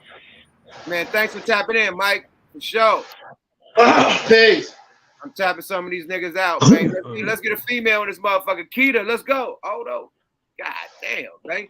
Brother, MJG, what up with it? Let's get What's Keita up in with this you? motherfucker. Yeah. Mute Yeah, your what's mic, up with you, homie? Let's let my nigga MJ get in, man. MJG, what's happening? Partner Naptown fucking with you, baby. Naptown, man. What's happening with it? What's up with you? Talking about that boxing shit, man. I was laughing at you fucking with ERROL. It's all good. I rock with you too. I the one told you he got tattooed. You know what I'm saying? Like from one to done, he was over, fam. It was over for him. You know what I mean? He wasn't ready. He was heavy though. He's a heavy. You know what I mean? He had to come down. I He used to box wasn't back ready. in the day. He had to come down. You know what I'm saying? And when you losing weight, your fatigue is. You know what I'm saying? And Frankenstein ain't hit nothing. You know what I mean? All air, all air. Goose, he wasn't ready. Took one punch and was like, that's it. He wasn't ready. One hand on him. One hand on him. One handy. That nigga got one hand on it. You know what I'm saying? I like ERROL too. You feel me? You know what I mean? They buried him that night, partner. We buried him that night. Hey, do y'all think this is the end of Earl Spence' career, or are we ready for the rematch at 154? He ain't ready. He not ready. He's not ready. To talk your shit. What you gotta say about this shit? We gotta hear what a female gotta say, babe. All I know is them fast jabs that he was throwing, he wasn't ready. All rights too. He wasn't ready. He was not ready for this fight. He thought of that 20 mil tickets. You know, that 20 mil tickets. He like, oh, I want that 20 mil tickets. That can do me justice right now in Texas. We do it big in Texas, you know. They do it big in Texas. So facts. That 20 he wanted that money, but he did not. He was talking too much shit. You know, we from the town now. Come on. You know, you cannot talk shit. That's gonna bring down your momentum. That's part of boxing, though. Killers move in silence. Back that up. Killers move in silence. Definitely. Killers don't say, hey, I'm gonna come kill you. They just kill you. So sorry about that. Sorry about that. Sorry about that. All right, go, man. I love the fight though. It was very interesting. I'm glad they went 9 rounds. You know what I'm saying? But I've been telling. I was giving the referee some subliminal message and hoping he could telekinesis what I was trying to say. Stop the fucking fight. Stop the fight. He had blenders put on his face. He looked at like pasta. He looked straight like some spaghetti sauce. And he was the new Rasta red. Pasta. The new red out. Looked like Rasta pasta. He said he's Jamaican. Juice was slanging. Juice was everywhere. Jamaican, right? He said he's Jamaican. He looked like some Rasta pasta. He looked like Rasta pasta, my dear. Rasta pasta, my dear. Hey, he left that boy stop sign red, fam. Stop light red, stop sign red. That boy was painted. You feel me? Painted up. They said that boy was not gonna be ready in December. He want to fight in December. He better not do it. That nigga need to fight like next what's this? August, July. He better get his brain right. His brain ain't ready. Nah, nigga, your brain got rocked, nigga. You got new brain damage after this fight, nigga. New eye damage, all that, bro. You ain't gonna recover that quick, bro. Sit it down for about 8 months to a year. You know? Hey man, y'all saw that right jab Bud was throwing? You saw that right jab Bud was throwing? Them motherfuckers is vicious, man. Them double jabs. Man, Bud was hurting that boy with that jab, man. That shit was vicious. They want to add his jab. It was a power jab. It was a power jab because he's right-handed. You know, so he went southpaw and gave all his right hand power, and it's quicker. That's why he was double hooking him. He like pop, pop, pop, like with the right, like hella punches with that right hand. I'm like, that's not a jab. Right. He's looking, he uppercutting, all this shit with the jab. Pop, pop, pop, pop, pop, and left crossing. But YUK, you gotta realize he a street fighter. Active, nigga. He's a street fighter. You called it. You called it. You cannot beat a street fighter when they know how to fight. And he played him. He played him like a puppet. He's a street fighter. He's a street fighter. Like, that boy was throwing that nigga around like he was paper mache. Nigga, he was shoving that nigga around the ring, pushing him and shit. I'm like, man, I thought Earl was the one that had the more weight, was the bigger nigga. He looked like the smaller nigga. He was getting shoved around the ring, nigga, get punched. Every time he got punched, he get off balance. But did you see those hits that he was doing like a lion? Like he was just bapping them. Like bapping them. It was slow motion. It was slow motion. And nigga Earl was so slow. He was like, bop, bop, bop, bop, bop, bop, bop, bop, bop. Like, he was like, the nigga was just right there. He's like, oh, it's still here? Bop, bop, bop, bop, bop, bop. Just drop, nigga. Free licks. Free licks. Nigga, you ain't ducking, you ain't moving. I was just Town like that. Business and I was like, stop the fight. I kept Please yelling stop at the the fight. screen. I kept yelling at Derek, and I kept yelling at the screen. Move your motherfucking head. Duck, put your guard up. He didn't move his head. He didn't put his guard up, my nigga. And that motherfucker Derek James would say, do your defense. Where the fuck is the defense? I wanted to send a kite out to E40 to throw the towel in for that boy. I was like, 40, throw the towel in. 40, throw the towel in for him. We need to send a kite to Too Short. They say, blow the whistle. Blow the whistle. Somebody blow the whistle. It's over, Hover. Shit. It was over. Hey man, them real boxers, man, they know what Bud something serious, yo. You saw when he fought Porter, you saw Porter dad through the towel. You already know. I'm a new fan. Bud Crawford got a new fan, man. I'm definitely gonna check him out from now on. That nigga's an animal. No excuses. The better fighter won. I just know the doctor just came out with this anthology. It said that bruh had brain damage and he shouldn't have been cleared for this fight. And I agree. Period. That's all. Oh, mama. He got the wham bam bigelows put on that nigga, boy. He got the whammies put on him. Period. The blenders. Oh man. The blenders. He got beat up really bad. He out here looking bad. I'm what sure you think, Retired, I mean, he already have like a 65-acre ranch in Texas. I think he said he wanted to buy another 200 acres. Yeah, he grabbing that 200. Yeah, he grabbing that 200 with 20. So 20 million after taxes. That's like 11.5. They don't have taxes in Texas. And after he pays off his manager and his crew, he'll walk away with about 9.5. Man, hey man, make that work, man. Buy some Krispy Kreme, some Whataburgers, and then sit back, man. Franchise with Bun B. Yeah, you know, do something.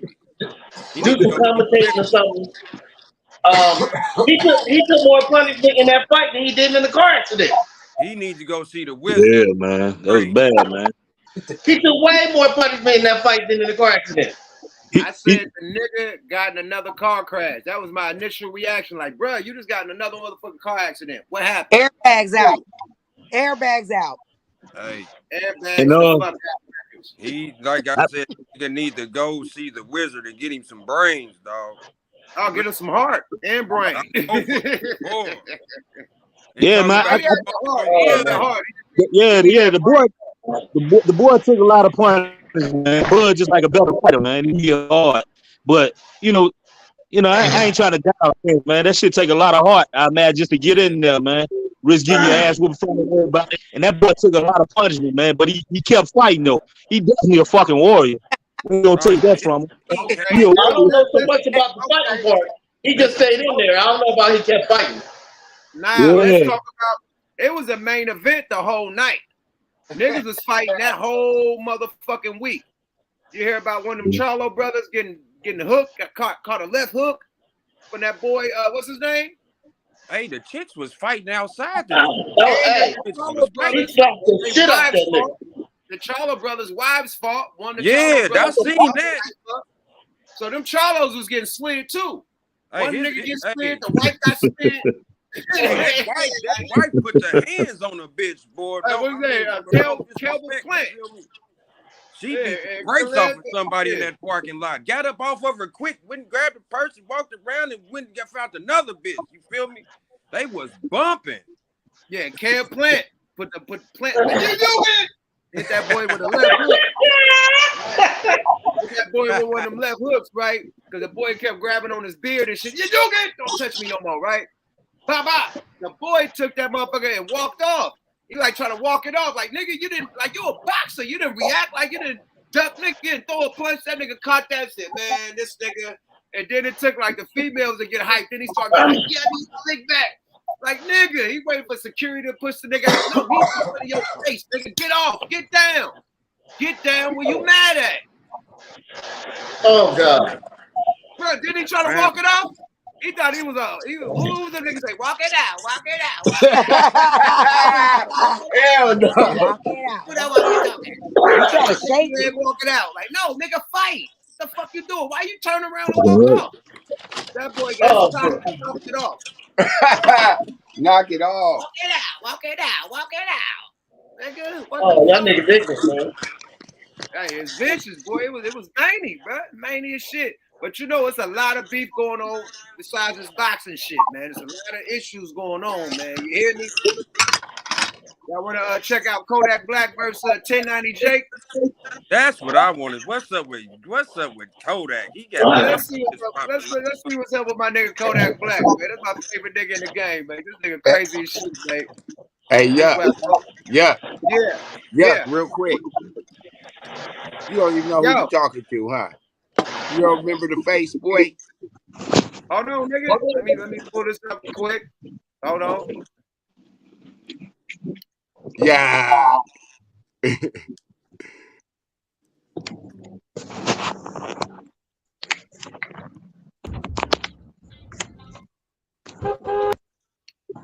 Yeah, don't even know. They done put a commercial on this motherfucker. My bad. Have you been injured in an auto accident? Look at this direct deposit of 120. Shut up, bitch. You talking about Earl? They don't want that, so they trying to penalize him for that. My only pushback to that. Whoa, how did they get the Joe Budden Patreon? No, what happened? I had it all locked with my Kodak Black. Do your fair usage. Fair usage game, and shout out to Chiggs, man. Chiggs Smith, he got it going on, man. So motherfucking 1090 Jake and I guess Kodak Black going through it, man. Kodak Black going through it with a lot of niggas over the fashion song that he just did. A lot of niggas saying that he fucking with a rat, and you know, hey, it is what it is. But let's get it. Fair use, fair use. Somebody cut their motherfucking background off. Everybody mute up. You just know this bigger than him doing the video. People like to personally hear from him. I'm a realist, bro. Like, I'm a real lip. So like, when I shot at this nigga on the stage, it was just solely on. I like how you putting up in there, putting and bashing and shit. But if we're gonna look at the reality of all this shit, fam, that's stupid shit though. I ain't know you was saying like, oh, I'm saying about when I said the shit on the song, like, ain't like you out there to let me go in there on verse me going on. I ain't know you were trying to rip like that. He explaining something in the song, basically like, he knows he fucked up. If I was fucked up, I would have never did this shit. And then you putting the shit on the beginning of the shit, like, oh, he this and what. Y'all don't even know what the fuck going on, so why y'all speaking on shit y'all don't know? You snitching. You know what I'm saying? There's a lot of little shit like, friend, come on, man, bro. And suck a baby dick, because you fuck niggas don't know me. I swear to God. And it's like, bro, y'all ain't on that. That's why I do what the fuck I want to do, because, bro, I know me, bro, whoever the fuck I'm is. You know what I'm saying? And I'm comfortable with me, bro. I love. Now I'm gonna play 1090 Jake's response back to Kodak Black shortly. But come on, Kodak, you pray. Fair use, man. Sid committee said put some subtitles under what the nigga said. God damn. That nigga speaking a whole different language. Like, you gotta know what the fuck he's speaking. Like, you gotta catch one word and then keep it moving. That nigga speaking Kodak. What African Kodak African Kodakian. He's speaking Kodakian. Nigga, what it called? Kogerian. I don't know. Kogerian. Something, nigga, but he's speaking a whole different fucking language. I think it's baby language. When a baby can't barely speak, like when they 1 year old, shit, gaga goo goo. I think it's baby language. Tongue at all, do it. Hey, boy, that boy that did a syllable ever in his life. Nigga, he ain't never pronounced a syllable in his life. He talk all verbs, huh? Nigga, all just plain slurs. Slur. He only did slur words. Slur. They go straight fucking lean when that nigga talk. Boy, anyway, let's go. This guy for out and fuck niggas in your own words, but when the story is on you, that you boy get on mad that and you want to take it back. It definitely looks a certain way, But here's 1090 Jake's response back to Kodak Black. Tell what you guys think about this, man. Put your comments below. Subscribe to my channel, like this video. I'll see you guys later. See, this is why rappers fuck with me. They DM me, they FaceTime me, but they don't want y'all to know that they fuck with me. Because if I do a video on them, they're going to act like they never fucked with me. And I ain't even talking about Kodak. I don't spoke to rappers bigger than Kodak. But speaking on Kodak, you made a video dissing me saying I'm snitching for talking about the lyrics that somebody lost their bitch to 6ix9ine. And apparently it wasn't Anwell whose bitch was in the video. Apparently it was somebody else. But staying on the lyrics, it says you a one-man army. You ain't never need a click. But I wanted to interview you about how when you was a one-man army in the feds, you were rocking behind the Bloods, and then you just did a song with the biggest rap that ratted on the Bloods. Is that like seizing that big? Well, I didn't even say nothing about this dude saying that you was in protective custody in the feds and you never even hit the yacht in Big Sandy. I didn't even talk about that. But there's a lot of people that would hit me up after the video I did on you saying it was there at that time and you never touched that yacht. And you saying that breaking down who the one is that lost his girl to a snitch is snitching, even though there ain't no crime involved. Is this snitching? Writing a lawsuit the second you get to a prison saying that you getting beat by the COs because you don't want to be at that prison and you was allegedly on PC?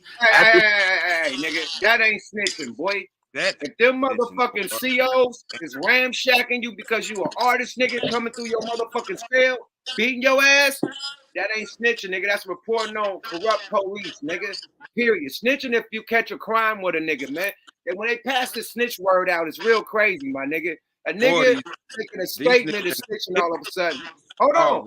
Niggas don't even know what the fuck snitching is, bro. Niggas just throw it around. They just think this nigga because he reported on some corrupt police that was fucking with him while he was locked up. That's corrupt police, my nigga. Snitching is when you did a crime with somebody, y'all all get arrested, and you snitch on them so you can get less time or no time. What crime did he do with these police? Right. Wait. Like, come on, man. You snitching on the police? No, nigga. No. So when Black Lives Matter rolled for George Floyd, is that snitching? Because we were all that shit was about a corrupt police, right? That pretty much killing them, right? So that ain't no motherfucking snitch, man. Come on, a snitch nigga, they catch a case with a nigga, they snitch to get less time or no time. That's a snitch. You gotta do a crime with a nigga. Get on that motherfucker, testify, and get all your niggas arrested, your crime mates, your co-defendants. Point them out. What co-defendant was a fucking officer that he had? And the state. Yeah, you know these niggas like is game, 1090, you know, the thing that I hate is that we got this shit to where we got, and no disrespect, I fuck with all races, but we got these white boys checking the niggas, and niggas is letting it slide. Like, bro, not in Cali. Vlad started. It's in Cali, not in the Bay. Vlad not in the Bay. Town, nigga. Not in the Bay. They letting these nerd niggas, they letting these white niggas, these nerd niggas, and they checking the game, my nigga. It's no way that Rainbow Bright should just be able to just run freely in Miami or wherever the fuck he at. That's because when he did it, everybody else thought they could do it. You notice when he got out of jail, it's been an influx in niggas disrespecting hip hop.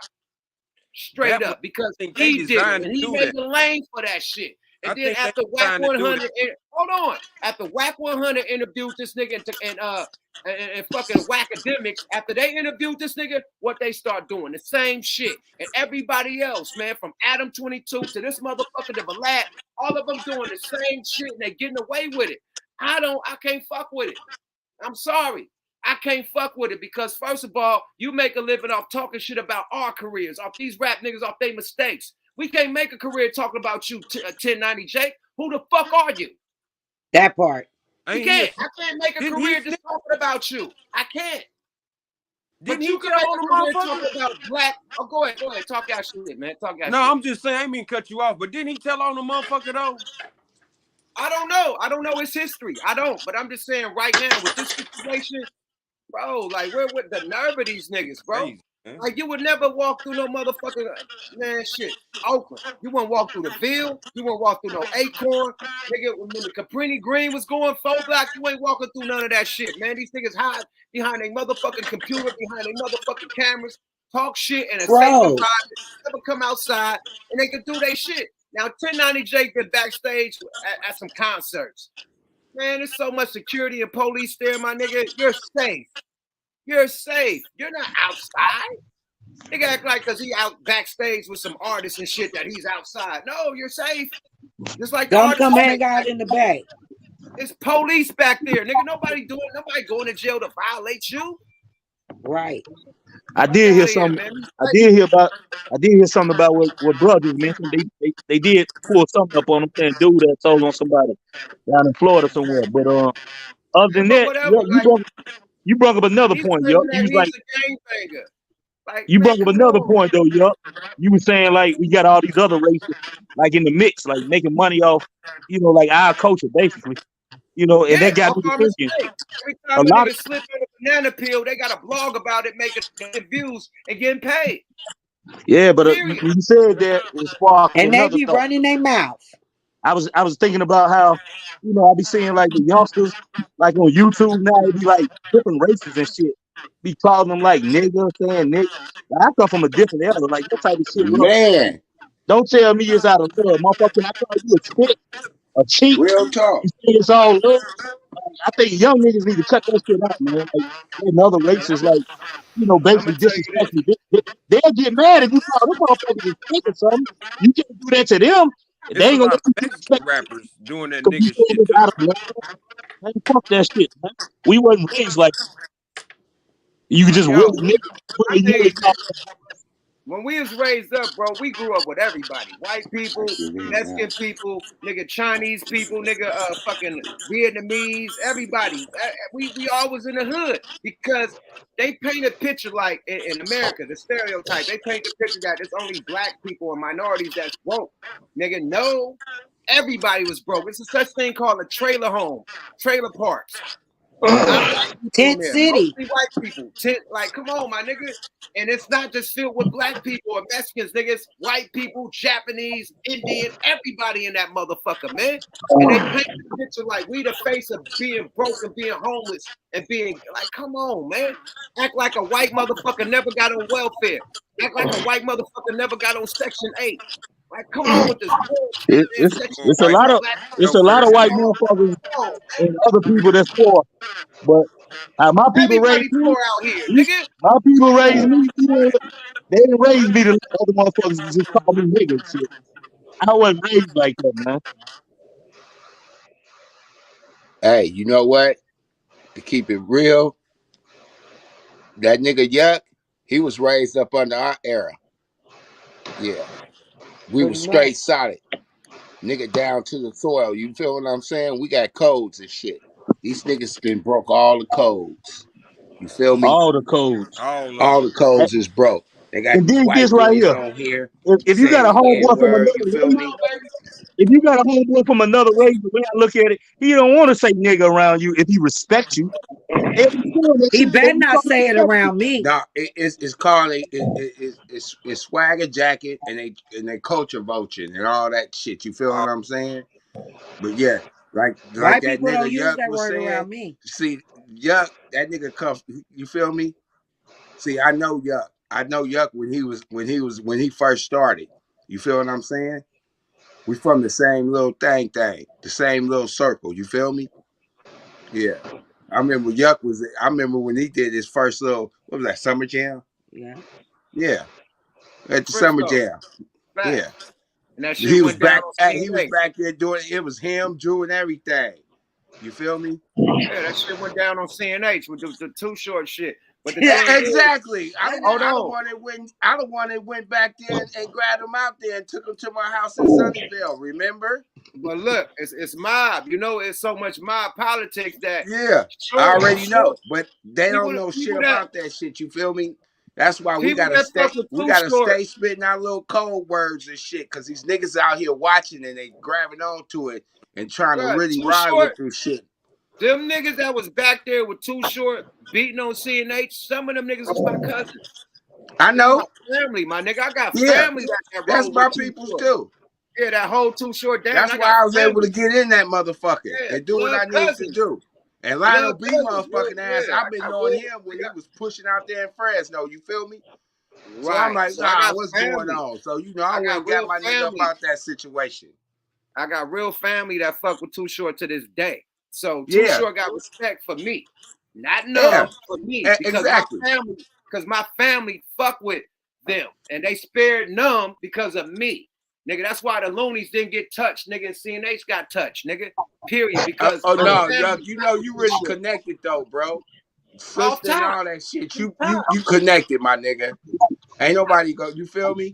Even when you not in the town, you in the town. Yeah. Please believe it. Hey, this Trina sister right here. You lying? I'm surprised you didn't recognize her. Hold up, swole up.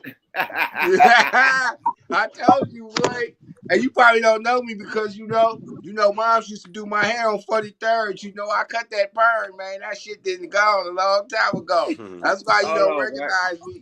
Yeah. I gotta follow it I'm out, the one that got that nigga up out of that situation. You feel what I'm saying? Yeah. Right.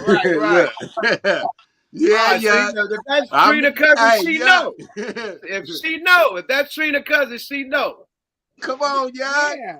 We been in this shit, man. Trina with the orange woo wop. Yeah, the candy woo wop. Yeah.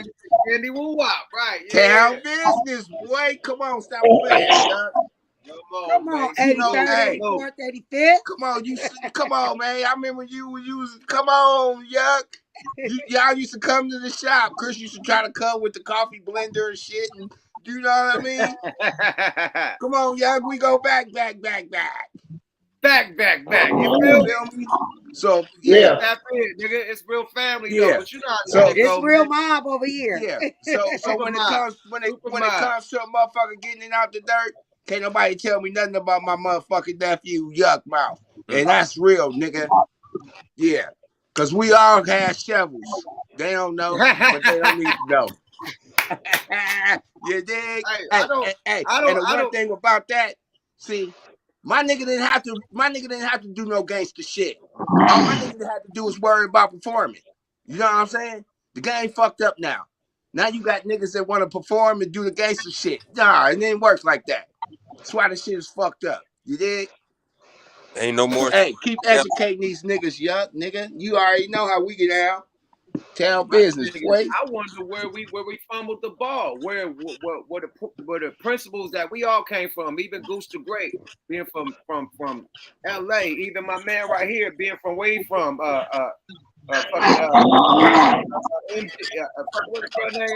everybody being where they from, Chima, everybody. We all had these rules and principles. It's called the G code. You know what I mean? And where did that get lost at? I don't know what happened. Like, I'd say, nigga, it's like the code the shit that we got raised on, nigga. It's not the cloth that we got raised. It's not there no more. It's because a lot of these kids wasn't raised. They wasn't raised with their grandmother and shit. Grandma a lot put of that switch down. you know, our grandmamas didn't play. We had to go to church. I ain't never seen my grandma We twerk. had to do some stuff. I ain't never seen my grandmama twerk. You feel me? This is where the problem comes from. They getting younger, you know. This is where the problem comes from. You have a lot of these young men raised by single women, so they problem solve like bitches. They problem solve like, they're raised by bitches, so they problem solve like bitches. So therefore the morals are gone within there. You know what I mean? We had fathers, if we didn't have a father, we had an uncle. We didn't have an uncle, we just had older men that respected the game and they taught us the game. Now all that shit's gone. But no, you gotta look at it different too. It depends on where you come from. Cause it was a lot of single mothers that a lot of black men came out good though. Cause Yuck was bad in the motherfucker. He was around that 6'9" bill acting up. Yuck was active. I'm a Bill baby, my nigga. I'm a YGTO nigga. Real YGTO, my nigga. But we knew what was going on. Nigga. You feel what I'm saying? I wish everything would have went different, but we knew that Yuck don't need to get in trouble. Yuck don't need to worry about a motherfucking thing. You dig? Back then, Period. each one teach And it one. been like he Them. always been like that. He come from the real fucking shit. He come from the real era. He don't come from all this. You know what I'm saying? This new shit, bro. Me and Real Trina, shit. me and Trina used to say that dark one, yuck. Oh, that nigga got flow. We used to tell Chris that all the fucking time. We used to be like that dark Yeah. one, They yuck. used to be like, we don't want this smoking weed. I'm like, y'all better leave them niggas alone, let them do their shit, yuck. They used to didn't want y'all to smoke, way. We used to tell Chris, hey, we don't want them to do that. And then I got 5 on it came out. We was like, oh, that motherfucker is hitting everybody on that shit. Hey, Yucking them. No, we That's had to because we had to prove ourselves. But at the end of the day, I met exactly. Chris and work from that nigga. I turned the dope deal to a record deal, nigga. So that's yeah, how you nigga, guys that's how did we got that. the game. That's how we got in the game, nigga. Copping work from this nigga. We didn't go in there like, you know what I mean, audition or send a tape, nigga. We was buying Hey, work. I know Like, how it on the went. table. It's pot on the table, nigga. We at Wheelhouse, nigga, and we handling business. And whoop, whoop, whoop. I noticed this nigga from Too Short video, Baby Jesus. Nigga, we rap. We the Looney Tunes, nigga. Bust a rap. I bust the Ice Cream Man, and the rest is history, nigga. So we turned the dope deal into a record deal, nigga. We was there to buy work, nigga. We hustling. Yep. We on the pot. Me and Nunn, we pitched in on some work. It's a drought. We got to get it. You hear me? So that's how we got on, my niggas. I already know how it was. Hey, Hey, check this out. what group I got on? seen y'all grow. Back And then, for you to be doing this now and to see all the positivity that's coming out of this, I told my husband, I was like, you know what? I like what Yuck doing, especially he still represent the town. And that's what it's about. Like I seen you have my boys from East Palo Alto. You know, I'm from East Palo Alto and Good Hunters Point. stars. My nigga Band-Aid in there in school. Yeah, them my boys. Them my boys. Them my niggas. Them my brothers, nigga. For Man, sure. Come on, come nigga. on. Even Aunt Rich. And remember Aunt Rich? Mm-hmm. Yep. Big He was Rich, like, man, tell your boy Yuck. I'm like, nigga, we gonna put a. Hey, you know what? When you was out here at the fucking casino, man, I was tied up. I wanted to put up on you so damn bad. Come on, man. We got too much history, bro. And niggas I don't know. know. Like, You know I'm gonna fuck with you, boy. I can't wait. You know what I'm saying? I'm gonna put up on you, man. We gonna, you know what I'm saying? Put it in the air, you know? Yeah, niggas don't know this real Hey, East Coast, hey, nigga. but real let's shit get though, man. enough I'm about proud me. of you, bro. Man, check this You out, don't man. hear me though, Yuck. Hey, nigga, I still got my double CDs, nigga. I got a vinyl of Hey, Drew yeah, and I got y'all. the albums. I got all the old shit. Hey, Yuck, I'm gonna fuck you up. I even got the Turf Story hats, nigga. Oh, CNA shit. Yeah. Yuck. Look, Hey, I'm gonna tell y'all I both. fuck with the I'm gonna 99 tell cent y'all store, both nigga. this. You did? I'm gonna Nigga, tell we y'all go back, both. nigga. You my nigga for life, I'm gonna nigga. tell y'all both. CNH, that nigga put us on, and I'm gonna respect him always for putting us on. Like I don't Hell care yeah. what. You can't give nothing but to see no Yeah, I don't records. care what issues niggas got with me. I'm always gonna give him love and CNH. I mean, Numbskull love because without him, I wouldn't be doing none of this loony shit. And Drew Down love because without Drew Down, nigga, Drew Down could have said fuck them niggas. He agreed. You know what I mean? And we made our debut on his first album. You know what I mean? Yeah. So I always give them three love no matter what niggas hatred they got towards me or whatever fucking niggas, you know, separate. But me and Drew still you feel me? But I will always give CNH love no matter how much hate he got for me or how much he, you know, That disrespect nigga ain't me. got no hate for you, I don't man. think he got no hate for he you. just mad because he missed out, bro. Keep it real, Bingo. nigga. No matter how much and you needed to grow. Gotta say about me, that's still my brother, and I respect him because all this shit on the wall wouldn't have happened without me, him, CNH. Me, him, and CNH. We made And this y'all shit out. did that. CNH lined us up with the producers, with Tone Capone. We wouldn't know Tone Capone if it weren't for CNH. That's his niggas. That's Dollars and Spence. That's their people. I know. So CNH put us in I know who position. Tone is. Come on now. So stop playing, Yuck, nigga. You fired, nigga. Ain't nobody got no voice. Nobody got no. They ain't got that Yuck, nigga. So come on, man. It was your destiny, bro. See, put that bread behind us, and he connected us with the right niggas, my nigga. So I'm gonna always respect him for that. And shit, we gonna keep this shit moving, man. Period. Keep it alive. You know. Yeah, you On doing some a real good shit, job. my And I nigga. like this shit that you doing with your little television shows. I like how you have little guests come on sometime and, you know, switch up the content. I like how you flip-flop it. I like that. But Hey, see, it's about Yuck ain't no YouTuber and shit. You feel me? He ain't tripping on monetizing and shit. This nah. nigga I do ain't got this no shit. mind. I do this shit on a fly. I get money off all Exactly. the. You Yeah, feel I do me? all the. You giving out game. You I did? just free game. This free game Yeah. records, man. I do this shit Yeah. for y'all, and it's a way to give back to people who fuck with me. No Frank Yep. Ocean, but fans and people who fuck with me. This is my way of giving back. Because when you catch a motherfucker at a show, all this is a handshake and a picture and an Hell autograph. yeah. It ain't no real dialogue to where I can really lace your boots. A Yeah. conversation really change your life. It's not that, but it's that right here.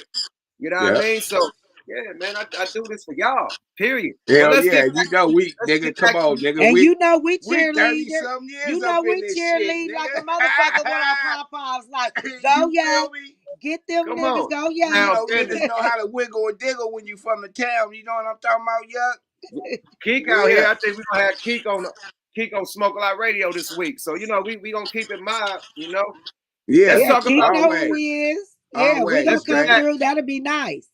You Let's know get I back to fuck these with you. social vocals, man. Let's see what's up Yeah. with this nigga Adam 13. I'm gonna call him Adam 13 because this nigga's a pedophile. But Adam 22, aka Adam 13, goes off on AD again. Like this nigga Adam got it. Hey, he holding his balls, my nigga. Like boy, to talk to AD like this, I don't know who What? Adam 13, man. He's boy. AD will beat Adam 22 ass, man. Adam better calm down, slow down, Turbo. Shit. You already let Okay. your wife get a pussy breaks beat off. Well, you don't want to get beat up, my nigga. You always let your wife get beat up. You don't want to get beat up, my nigga. God damn. He talked Let's Yeah. let's get the up. dialogue going. Snoopy Fair Badass had a usage. video where he basically said Fair that, like, usage. and this was a long time ago because I did an interview with Snoopy like 2 years ago, and AD wasn't there or anything, and like Snoopy had a video where he basically said that AD was blocking him from going on No Jumper. So when I had Snoopy on the other day, I asked him what was up with that video, you saying that you would fuck AD up or whatever. And I guess, you know, AD like last night did this whole song and dance, acting like the victim, acting like, oh, that's so fucked up that I would ask this dude about him. So just for the record, I am one of the greatest hip hop podcasters to ever live. And if you think that I'm going to have a motherfucker on the show and not ask him about the beef that he previously had with someone who was a host on the channel, A, you're not paying attention to what I've been doing for all these years, because that is 100% what I do. AD, like, I don't know why he like thinks he needs like special treatment, but I think the reality is that he probably isn't even actually bothered by what I said in the interview with Snoopy Badass. He just does like 4 streams a week and he needs topics and he needs stuff to talk about. And so that probably seemed like something that would be good clickbait. Right. And that's not like people just, you see people become this weird version of themselves, and they start faking fights and they start faking beefs and they start, you know, creating beefs out of nothing or whatever. And I was in Florence about to get married is because his cousin came on one of the No Jumper panels, and then AD did a whole stream talking about, you know, if I'm not fucking with Adam, then you, or if you're my cousin, you shouldn't go on No Jumper or whatever. And I hit him up. I sent him like, you know, a couple of texts just being like, bro, I didn't know you had a problem with this fucking guy. Like, what do you like? But again, it's like he needed some clickbait. He needed something to talk about that week. So you see how AD, even being who he is, he just is, I don't know. It's like weird. Like, oh, you could have just texted me and said like, why'd you interview my cousin? Instead, you do a 3-hour live stream about it. And, you know, but that's why I kind of feel bad for these guys, because it's like they feel like they have to talk about me to get views and to get people to pay attention, because that's all of their most viral content has just been talking about me. My challenge to all of those guys, and I've said this before, is get 1 million views. Have an opinion, have a thought. Are you talking about on a specific video? Make a video that gets 1 million views. Have a thought, have an opinion, do something. The stipulations are, you can't get 1 million views talking about me. That's not going to do it. There's not 1 million people who care that much about any of these ex-hosts talking about me. Or, you know, get an interview. talk to somebody who's like really interesting and get 1 million views. That's my challenge to every single one of them. Well, I think you will have proven to me that you successfully when you get 1 million views, because I could tell you that last month I got 50 million views on my YouTube channel. And this is because nigga, you hold out your wife, nigga. You put your wife out on some prostitution shit and everybody was fucking brain boggled and want to pay attention to your fake ass drama of you letting your wife fuck a fucking porn star with a dick that's bigger than yours. No Frank Ocean. What is called a black, I don't know what the shit called, but she got black.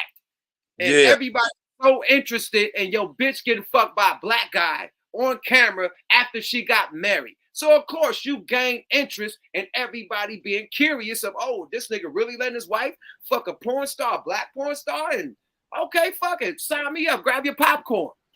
That's why you got 50 million views, nigga. Nobody was looking at your channel just from you interviewing these rap guys. Sorry about that. Nigga, you put your wife out or prostitute, nigga. That's why niggas was interested. 50 million, like, what the fuck? Is he really going through with this? And you really went through with it. That's what got you 50 million views, nigga. The fuck? This nigga crazy. You have to prostitute your wife out, nigga. Slut your wife out to get that. He want to sit there and watch. That motherfucker a cuck, man. A cold weirdo. They run the strange program around here, yup. They running the strange program these days, man. She got spaded. That's what they call spaded. When bitches be white bitches be getting the face of spades on them. Bro, your wife got BBL. What it called? BBC by a famous black porn star that stretched her guts out to where she couldn't even fuck you for about a week, bro. And what kind of residuals did she receive? That 50 million views, them 50 million views off his shit. See what I'm saying? She played herself. And the satisfaction to get beat up by a black nigga, you know how that is. Well, yeah, they like that. Beat up. They like that. Her pleasure was getting fucked. His pleasure was getting the money. See, he controls the finances. I know her airhead ass don't control no finances. Man, that motherfucker pleasure. That motherfucker pleasure is to watch, yo. He ain't no fucking pimp. You a cuck. Right now, he fucking the shit out of his wife right now.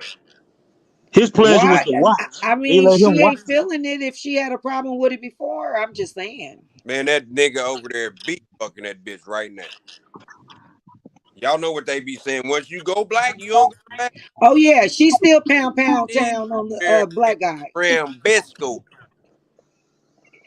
She pounding on him. Yeah. The thing is, they try to get Adam Tate. I mean, what's the nigga name? Yeah. Oh, Andre. You right? That's his name. Tate. Andre Tate. Andrew Tate. They try to invite Andrew Tate to do a threesome, and that nigga Andrew Tate was like, no, 99.9% of never happening. I don't get down like that. No disrespect to your wife, but I don't do senseless sex and senseless stupid ass acts like that. But if you guys want to do it, then hey, that's your you're more welcome to do it. But I don't get down like that. I don't think the money was right for him. He ain't like what they think. That's what it was. He ain't like what they think. That dude's smart. He real smart. He ain't like what these motherfuckers think. Think he a male chauvinist or whatever. I like him because he giving motherfuckers like fake niggas that gumption back, as they country motherfuckers would say. You know Adam Tate is what's needed right now because in this era of demasculation, it's a man that's really trying to teach you how to be a fucking man again. That's it. He's teaching real etiquette classes. I'm sorry. He teach you how to be a man again, and if you want to be a player in some gators, he teach you how to do that too. But first of all, how to be a real motherfucking man. Not no suck ass nigga wearing tight pants, skinny jeans, lipstick, fingernail polish, nail polish, toe polish, nigga, dresses, nigga. Purse. What the fuck is going on? Hey, you see Will Smith's son, man? Bruh, what the fuck is going on? That little motherfucker in a full blouse, nigga, from neck to the man. That nigga need his ass whooped. Will Smith, all that shit, that shit is out of fucking hand, man. Who did what? He got motherfucking. He's modeling. Will Smith's son, man, modeling some shit, a blouse from neck Yeah, they been said they was shoulders out and everything, looking like his sister. My boys like girls, and I'm happy. Fuck that. Fuck that. Hey, It ain't this on shit you. is It's in you. wild. Damn it. They demasculating everybody, but you got these motherfuckers right here. You know, got the nerve to talk about Compton AD. Who left? Who making money? They whole shit is LLC'd up. They cashing out. They get money, and this motherfucker can't wait to talk shit. Like congratulate. Like I was at Rap a Lot. I left Rap a Lot. You don't see Jay Prince talking shit about me. You know what I mean? Like I made a lot of money. Made them like 11 million when I was over there. Made Rap a Lot 11 million. So why would Jay Prince be mad at me when I made him $11 million when I was over there? Right. Nigga, huh? He good money with me, nigga. Sorry about that. Yeah, sorry if you didn't get what you wanted to get, and you know, hey. Hey, that's coming back for the future. If I can make 11 with you, we gonna make 22 next time. Man, that boy made 11 million. I only dropped 4 albums over there. He made 11 million. So, Hey, yo, did this right here.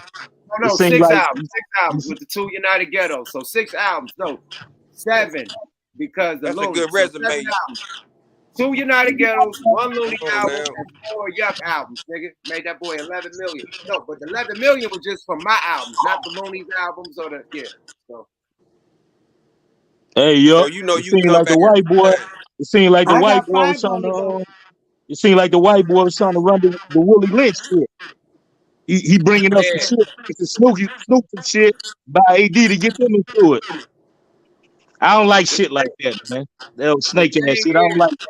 Man. Backdoor. Other races, trying to come at you like that, like that small minded shit to get niggas into it. You should be able to see that shit. Didn't they I have? wish Snoopy would have said that. I'm like this. Fuck 1 million views. How about $1 million? That This is part. why the world is so fucked up right now.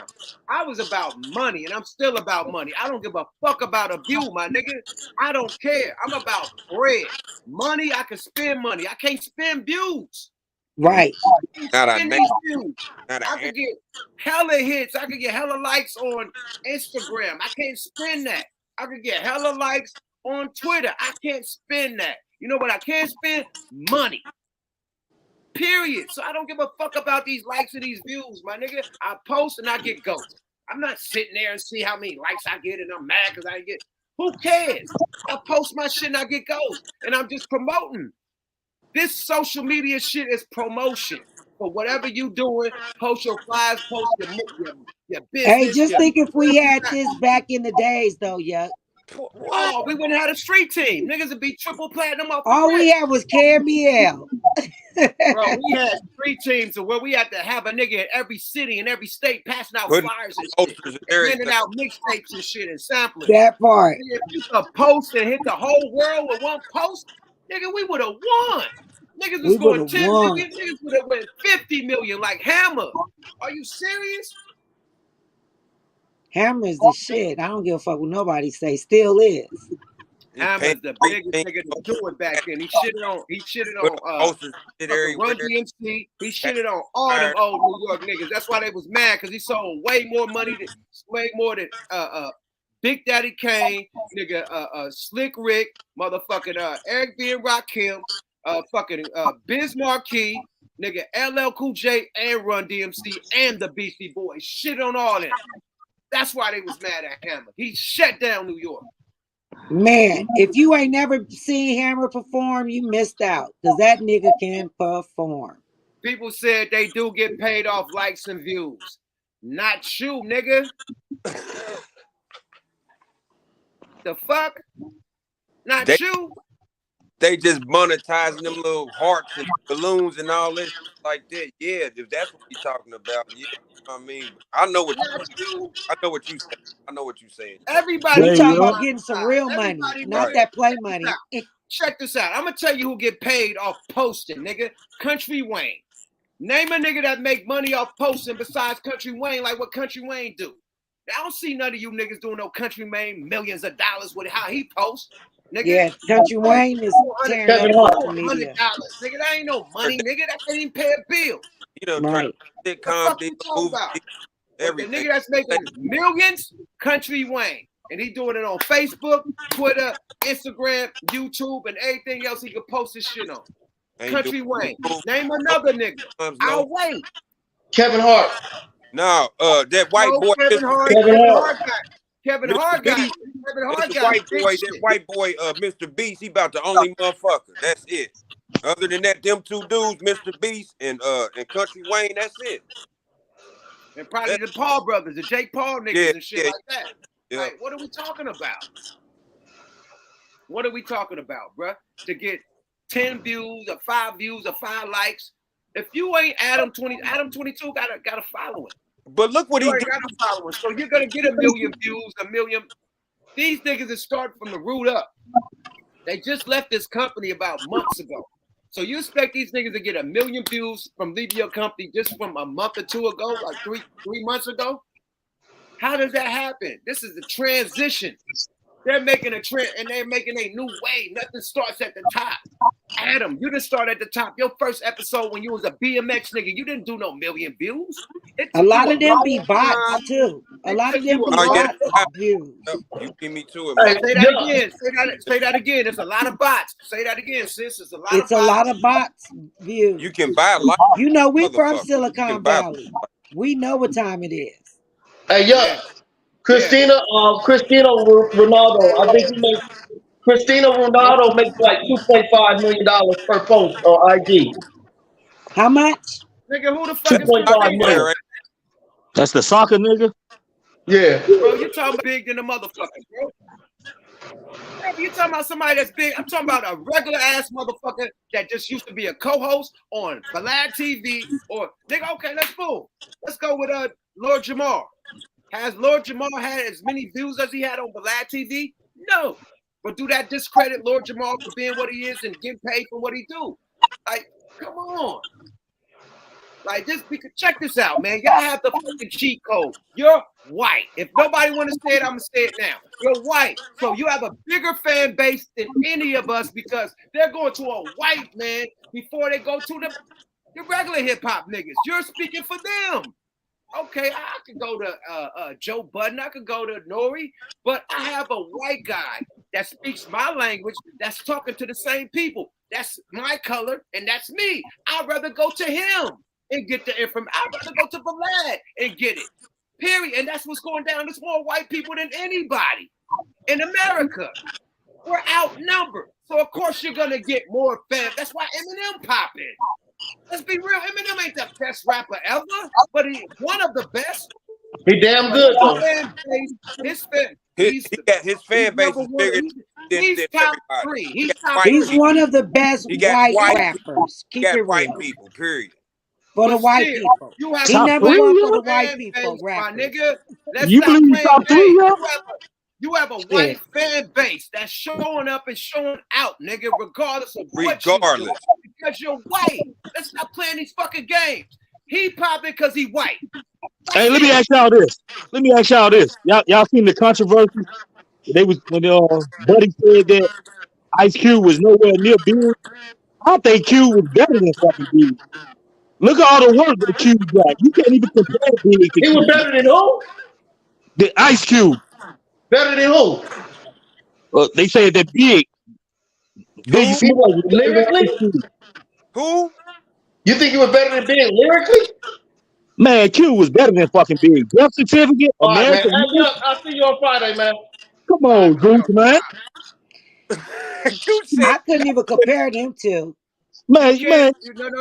He ain't got enough work. He ain't got enough work to even be compared to Q, man. We ain't talking about better lyricists. We're talking about, they said, who's a better storyteller, Ice Cube or Biggie Smalls? Oh, okay. I have to say Ice Cube is a better storyteller than Biggie Smalls. Yeah. Personally. Now, Biggie is his lyrics is more tricky. He had better beats. The shit was more whatever. But Ice Cube is the king of the storyteller, my nigga. Once upon a time, projects, nigga, How to Survive in South Central. Like, nigga. Talking right. He telling the story. Hey, name stories, nigga. Summer vacation. Yeah, that's the shit about going to St. Louis. Yeah, Q had hella stories, man. Even Steady Bob. Stories, my nigga.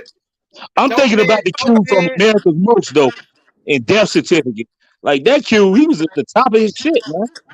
Cube is the best storyteller that rap has Even ever had. in NWA, Period. he That's was the why shit. he Yeah, stepped dude, he off wrote the all easy shit. You right, sis. That's He why he wrote stepped easy off. shit, man.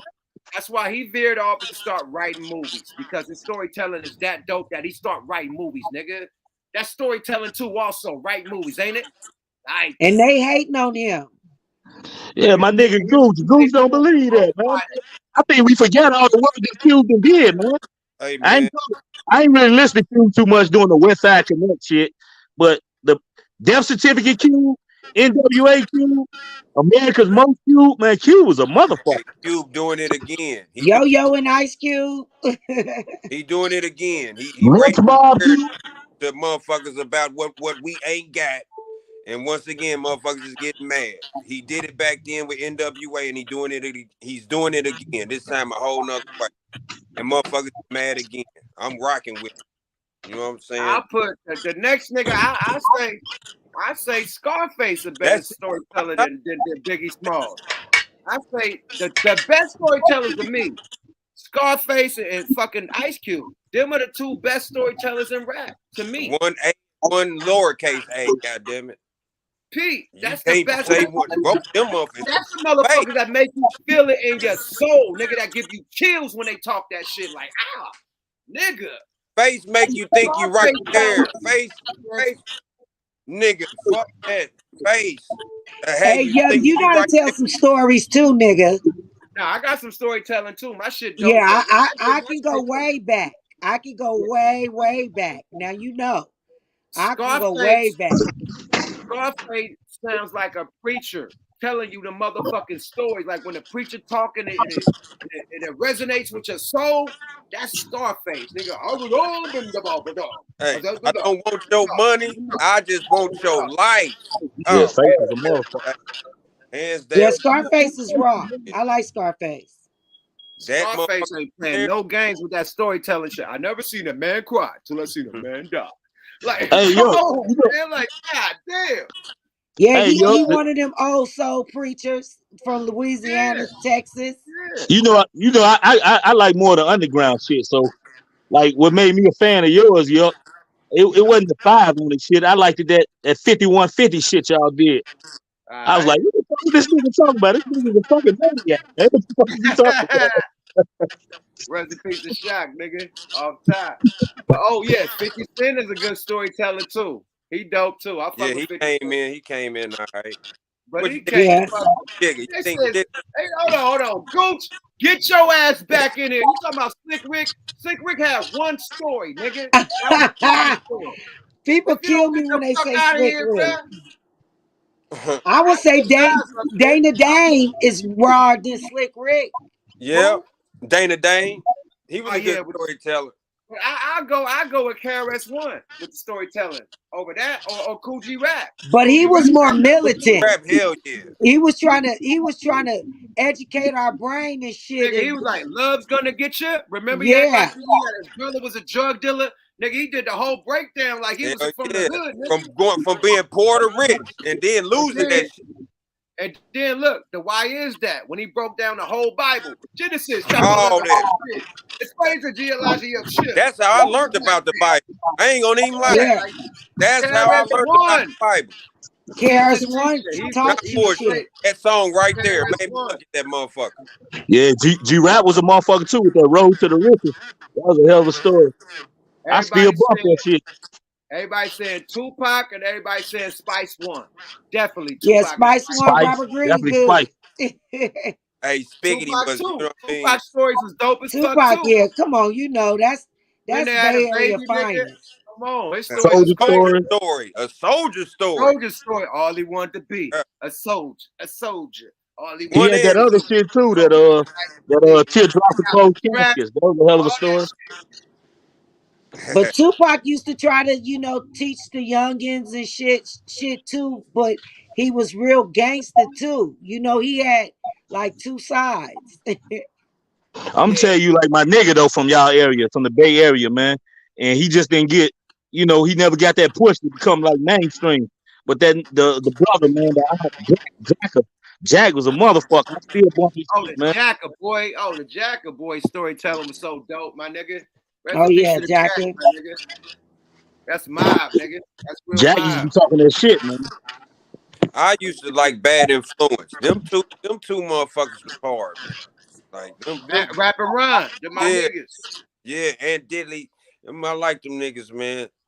Y'all had some good. Y'all was running it for a minute, yuck, with RBL. You know what I mean, and Herm, and all. You know what I mean, and Bank. Total Insane. You know what I'm saying? We niggas can't handle me. You know, I'm all the way from Nap, so I'm fuck with y'all. You know what I'm saying? And I put your ass on a pedestal. I'll be like, y'all can't fuck with Yuck. Yuck, you had my theme for a long time, nigga. If I grab that cat and get the cracking, nigga, boy, if I ever fall again, play boy, I'm a ball again, nigga. I got to fuck with you. I got to tip my hat off for you on that one, famo, for real. Thank you, bro. Thank you. Yeah, Yuck is one of the Bay Area finest. Hell yeah, boy. I'm just different. I'm different from a lot of rappers from the Bay. I'm really from that shit. So when I talk to niggas, you know I'm talking real shit because I'm really from it. A lot of niggas ain't from it. You know, I can respect niggas that's really from it. The delinquents, Vidal and G Stack, they from it. You know what I mean? There's a lot of niggas that's from it that talk that shit, but it's only a select few. It's a lot of niggas that hide behind they big homies and they hood or whatever, but they ain't really been out there. You know what I mean? Like, so yeah, it's a select few, and I'm one of Yeah, those. let me ask you something, man. Keep it real, G. Keep it all the way real. You come from like the golden age of rap, because I think y'all was even better than like the Rakim era. A lot, you know, that's a different era for me. I like that 90s shit. But keep it real, man. I'm coming from the golden age of rap and how y'all was rapping. Can you really even feel these niggas now? To be honest, can you feel these niggas? It's like some ABC rap. That shit like simple. ABC 1, 2, 3, barring a few. Bro, they say niggas don't write rhymes. They just get in that motherfucker and they say a line and then punch in. So it's that simple. It's that it ain't even people ain't really putting no craft or no real thought into it. They punching in. They punching in, my nigga, and they just making up shit right there. Like we These used to raps sit down 2, for 3 days. man. Like what nigga to write Revelations, sacrifice my life, shit like it took days to write that. Nigga, it wasn't just sit down and punch line for line, nigga. You gotta put thought into that motherfucker. Okay, we gonna go on. Nigga, sometimes Yeah, nigga, these new rappers don't they got it easy. Man, them From raps. even marketing this shit, they got it bro, easy. auto-tune made it easy. You don't have to be able to rap. You can just sing and harmonize. Simple shit. Simple shit on Simple auto-tune shit. sound like complex shit. You can say, I'm going home, and I'm going home. Yeah, it's just I'm going home sound like shit. I'm going home.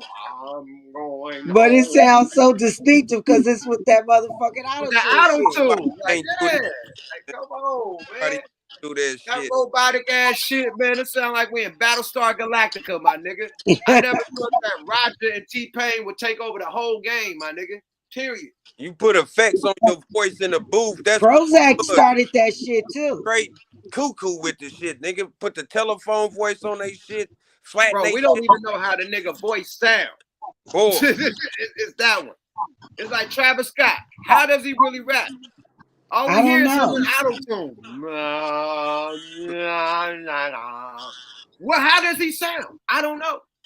We ain't never heard Travis Scott rap plain, right? Man, I was a young pup, man. Like listening to like Rumbled up. Cube and Pop now. Some of that shit, Travis I Scott. didn't even some of that shit. He's I was not so a young, lyricist I didn't at understand some of all. that shit till like years later, man.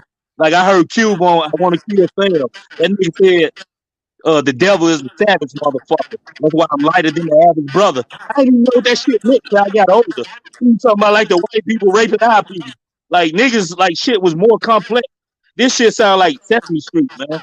Like Dr. Seuss rap Right. I could compared to guess. y'all. Man, I know exactly what these niggas about to say. I can't. This new music I is couldn't stupid. guess what a nigga punchline was. I could know when your first rhyme what you gonna say to end it. It's that easy. Like, oh, this nigga about to say, I come to the club, I'm about to get some drugs. I know that drugs is coming next. I know it. Are you gonna pop some bug? You got some drugs or you gonna pop some bug? I know that's coming next. Either one of the two. Then my bruh, my thug. Then my bruh, my thug. Yeah, one of those is coming. I know it. But see, that's why they need to listen to niggas like you that understand what it really takes to get in there and write those lyrics They and not really say writing. shit that means something. They need y'all They because ain't they writing. full of shit. They music, I be like, I'd rather listen to some old shit that I understand. These See what Nino Brown got to say about this shit. Rewind, let's go. fair Let me tell you usage. something. If you ain't grew up on that motherfucking Tupac, or you ain't grew up on that Pimp C, or you ain't grew up on that Two Shot or that 8-Ball and MJG, I'm talking about that UGK shit, you will never understand how trash and garbage this music era is today, man. Y'all niggas ain't talking about nothing, man. They ain't teaching you how to get no money. Everybody telling you how to use dope. When I grew up, we was talking about how to sell dope and get money from it and buy back the block. These niggas telling you how to put the block.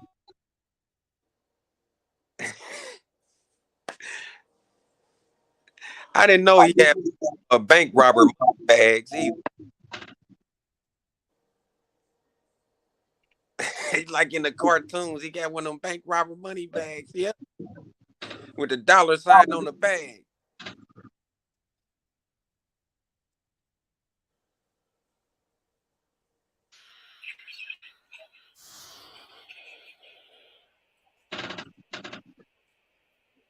He got that from Yosemite Sam.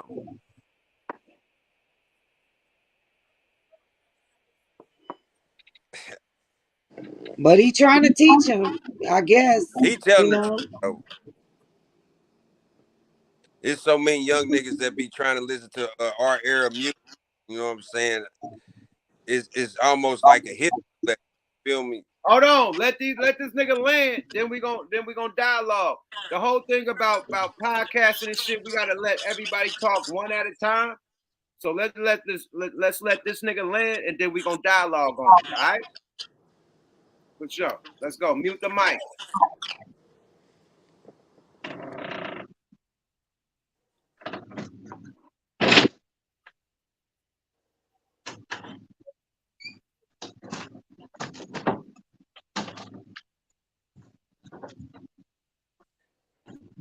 Okay, so let me stop because it said something about, I think y'all can't hear this shit.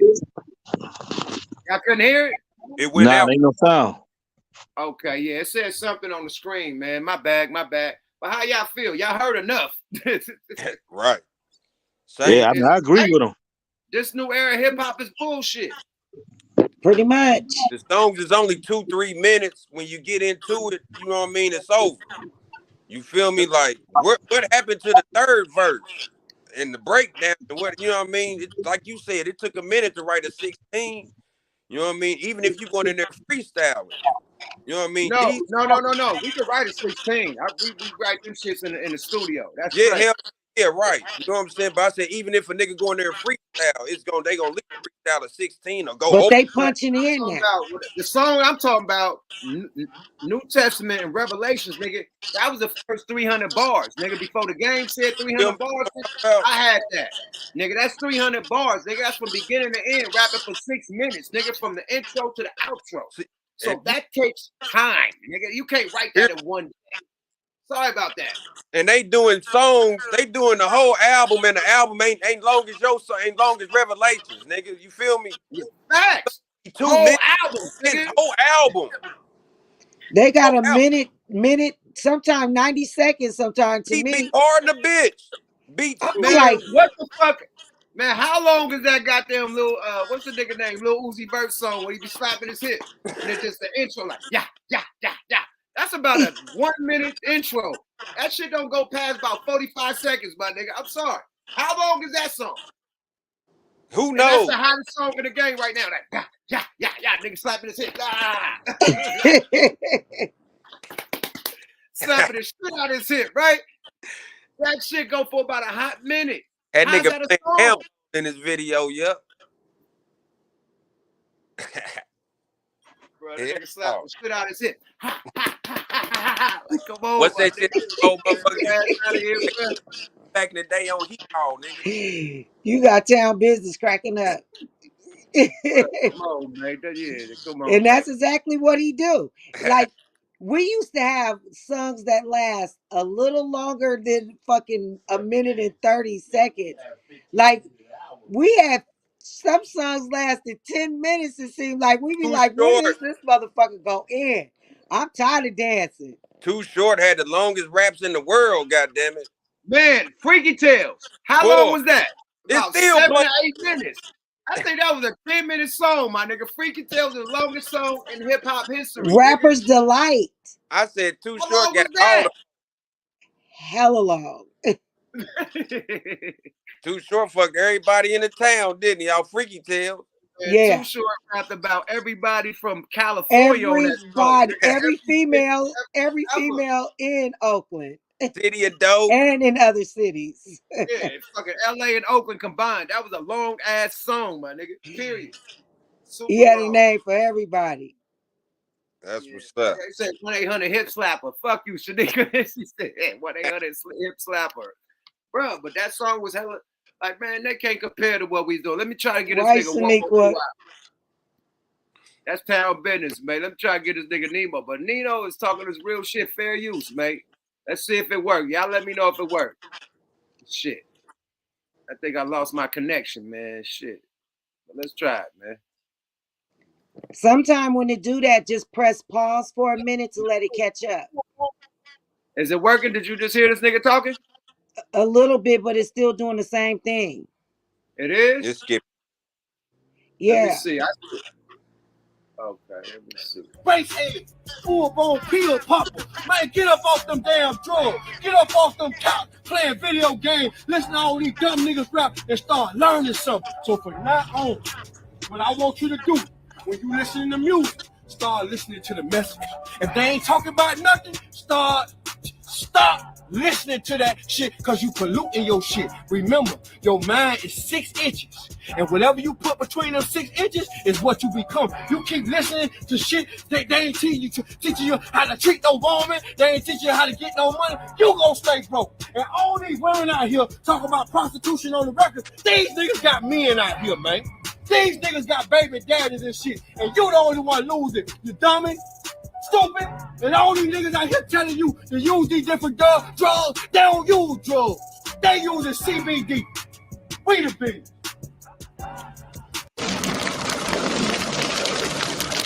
Did I hear a little bit of that?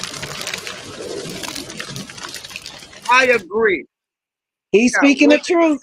Yeah. Let me ask you, you in the industry. These chicks that's rapping now. Hold on. Let me cut this shit out. My bad, y'all. I don't know. These women that's rapping now, like city girls, and like we was talking about earlier, I heard you talking about old girl said her pussy pink and her booty hole brown or some shit like that. Like went from Salt and Pepper to, you know, that's old shit, but even the Latifah and Money Love to these motherfuckers. You ask where respectable. What happened to that right there? What woman, what chick set the precedent for these chicks to be like over sexual? You feel me? Like Meg look good in the motherfucker. You know what I mean? Like I know the sexuality is in it, but from a rapper, I want to hear like you like looking from the industry, what you helped build, like what you looking at right now, like what you think of that shit, man. I think that the females are lying. I think they paint a picture, you know. I think it's a wave and a vibe that they trying to paint a picture. But when you talk about fuck a nigga, fuck a broke ass nigga, you need this, a Fendi purse, the Gucci, whatever the fuck, and fuck him if he broke, fuck a nigga, whoop, whoop, whoop, you don't got a nigga, you don't need a nigga, you fuck nigga free. All these bitches that's talking this shit got a nigga, got a baby daddy, got a husband. Beyonce talking about all my single ladies, but you got a whole husband. What are we doing with this shit? I'm just saying, all my single ladies, you ain't single, bitch. What are you talking about? So my thing is they promote separation, my nigga. The separation of the black family. They promote the demasculation of the black man. Them too. And that's what they've been trying to get rid of, my nigga. Since we had the motherfucking the shit in Oklahoma. before we had welfare and shit, we had the motherfucking Black Wall Streets and all that. We had We was all. able to wiggle. We was the most strong, most prosperous motherfuckers beyond that. They had to put in welfare to separate the family. You can't get welfare if you have a husband in the house or a baby daddy in the house. Get him out the house. Now you got the feminist movement going down where the females feel like they need to get the same money as dudes. Cool. Boom. Let that do and separate the man. Now I got money. I don't need you. I ain't gonna compete with no man. Period. But life is a yin and a yang. It's a 50-50. Two-way. You need the yin and the yang, the dark and the light. A woman is a dark, a man is a dark. They the light. They the yin and the yang. It could be the positive and the negative. It's the ones that keep each other together in this shit.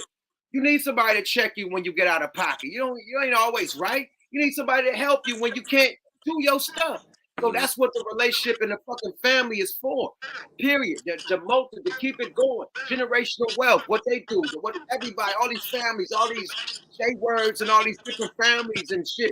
People in Dubai, it's lineages. They pass it to like look at Trump. You know what I mean? Sons he got to take his place. That nigga about 6 sons. How many sons Trump got? They got about 4 or 5 sons, right? Enough of them. Yeah. He got a lot of kids. And they all could keep this shit going. He got baby Trumps up, nigga. They got hella kids. Generational wealth. They gonna keep this shit going. Once Trump died, the other one coming up. Once the other one died, the other one coming up. The other one, the other. That's what it's about. We over here with one baby thinking that that's gonna create our lineage, nigga. We gotta keep it going. Nigga, our own family, 3 kids, 7 kids. Nigga, my grandma had 9 kids. We over here having 1 kid. Come on, man. It's too much. Like, no, we have people that, nigga, every kid ain't gonna get it right. Some kids can be dumb and fucked up in the game. One of the motherfuckers gonna get it right. One of them gonna get it right. Right. Somebody gonna get it right. Yeah. Like And Trump that's got true. 8 of them motherfuckers, 8 kids. If one ain't right, nigga, the other one gonna get it right. Right. That's Period. true. That's Hey, say, bro. That's passing down wealth. It's funny that you mentioned that. The wealth don't die when you die. You know? It's funny you mentioned that, and you talking some real shit. Because now I see the narrative is, and even a lot of our people, they got them parroting this shit, man. They say things like, "Don't have kids till you get X amount of money." You know, so I think they be promoting like abortion, like basically telling poor people they shouldn't have kids till you get X amount of money. You know, they talk about how expensive it is to raise children. If our people would have did that shit, we wouldn't be here. Our people can't nothing. Nothing. My grandma You had understand what 9 I'm kids when there wasn't no welfare, my nigga. We could do Mine it. had 8. My You grandma feel me? had 9 kids when there wasn't no welfare with just her and my granddaddy, nigga. You could do it. Just working. You could do it, nigga. Period. Don't let them put no. And they had jobs that paid less back then. We get more right now. fucking right? Man, My grandmother's is 12 bread was a nickel, kids. nigga. A nickel with 8 kids. Some bread getting paid $25. You know what I'm talking about? Hey, that's what Yuck said. You know, in my mind, that's why you see all these young brothers being killed. One nigga said my grandma had 16. Bro said my That's grandma why had 16 young brothers. kids. No That's welfare. why these young brothers. Come That's on, why man. these young brothers being thrown in prison. Yeah, you know, that's the prisons for us to take away our youth, because like you say, it's about generation. You understand? They need to get them out of the way so you can compete with their children. Shaniqua said, fuck that labor pain hurt. I mean, Hey, I did it 6 times, so. Hey, they don't want you compete with. They don't want your children competing with their children. One baby daddy, one husband. How about that's that? how you're supposed to do it. You hear That's me? what's up. That's How real about that? That's That's how you're not supposed being to do it. Not persuaded. multiple Not being baby persuaded. Yeah, because we wasn't raised to be no thought. You know, we was more. We wasn't no Megan Goods and Gorilla and pussy this and pussy that. We was more a little bit classy gangster with it. Right. They just, I mean, I understand that's the era, but my daughter, she did the she mix. You guys did the boy mix on that song Oakland remix. My daughter's Calypso on that one with the she mix. Oh, salute. Yeah, so Yeah, I Calypso always dope as taught my fuck. daughter to be a lady. You feel me? Right. So her flow is raw. Like, I mean, my daughter just came home one day and was like, "Here, mom, I did these 7 tracks." And the niggas in there was like, she made me motherfucking get my pen and shit ready. Like, my daughter can write. Like, she's a good writer. And my son, he's a good producer. So that's why I know a lot about the punch in, because he'd be like, "Mom, they be punching in." And I be like, and I come and I listen to him. He'd be like, "Watch him punch in, Mom." But my son, he knows how to flow. Because they back from the era where you really had to You flow. had to rap. You Yeah. had to have, nigga, you had to raise the eyebrow. Right. Nigga, if you rap, you had to be eyebrow raising. Like, you had to make a nigga say, "Wow, what the fuck? Whoa." Right. If you ain't getting no eyebrow raise or no whoa or what the fuck, god damn, what did you say? Pause If and you you didn't hear get that? that, You hear what he if you said? didn't get that, nigga, why you rapping? So this auto-tune shit, you can't get that. You can't even hear what the fuck Kodak Black saying when he talk English. Imagine this nigga in a freestyle cipher and he go, He won't win. Hell, he won't got a win. song called Nya, don't he? It ain't eyebrow raising. You can Those like are what? You studio more like punch in people. confused. You're confused. Like, Yeah. what the fuck is he saying? And They're not real rappers. that's what's all going on. We're confused. Like, what the fuck are they saying? It's not the only niggas it's a few eyeball raising. The Kendricks, the Drake, the Coles. It's a few eyeball raising. It's they got them out there. But nigga, I want to say Very 80% of few. this rap shit. And you know him though. As soon as you hear him, you know. Because my son, he was letting me listen to Kendrick Lamar, and they was calling him K Dot at that time. And I said, K-Dot. "Oh, yeah." I said, "Oh, he gonna be somebody." And my son be like, "Mom, every time you hear somebody, you be knowing like who gonna be hot, because I know what I like to hear. And if Right. it's not tuned to my ear, I'll be like, oh, he garbage." Right. You know, And he needs to go. usually the shit you like be the shit that blow up. Yeah, I'm a good A&R. I'll tell you right then. I'll tell you where you need to tighten up at too. Right. Right. That's why your That's kids what's don't know. gone. That's why your kids don't. You hear me? Yeah. Tell That's them My what where they need kids to know. tighten up at, you know?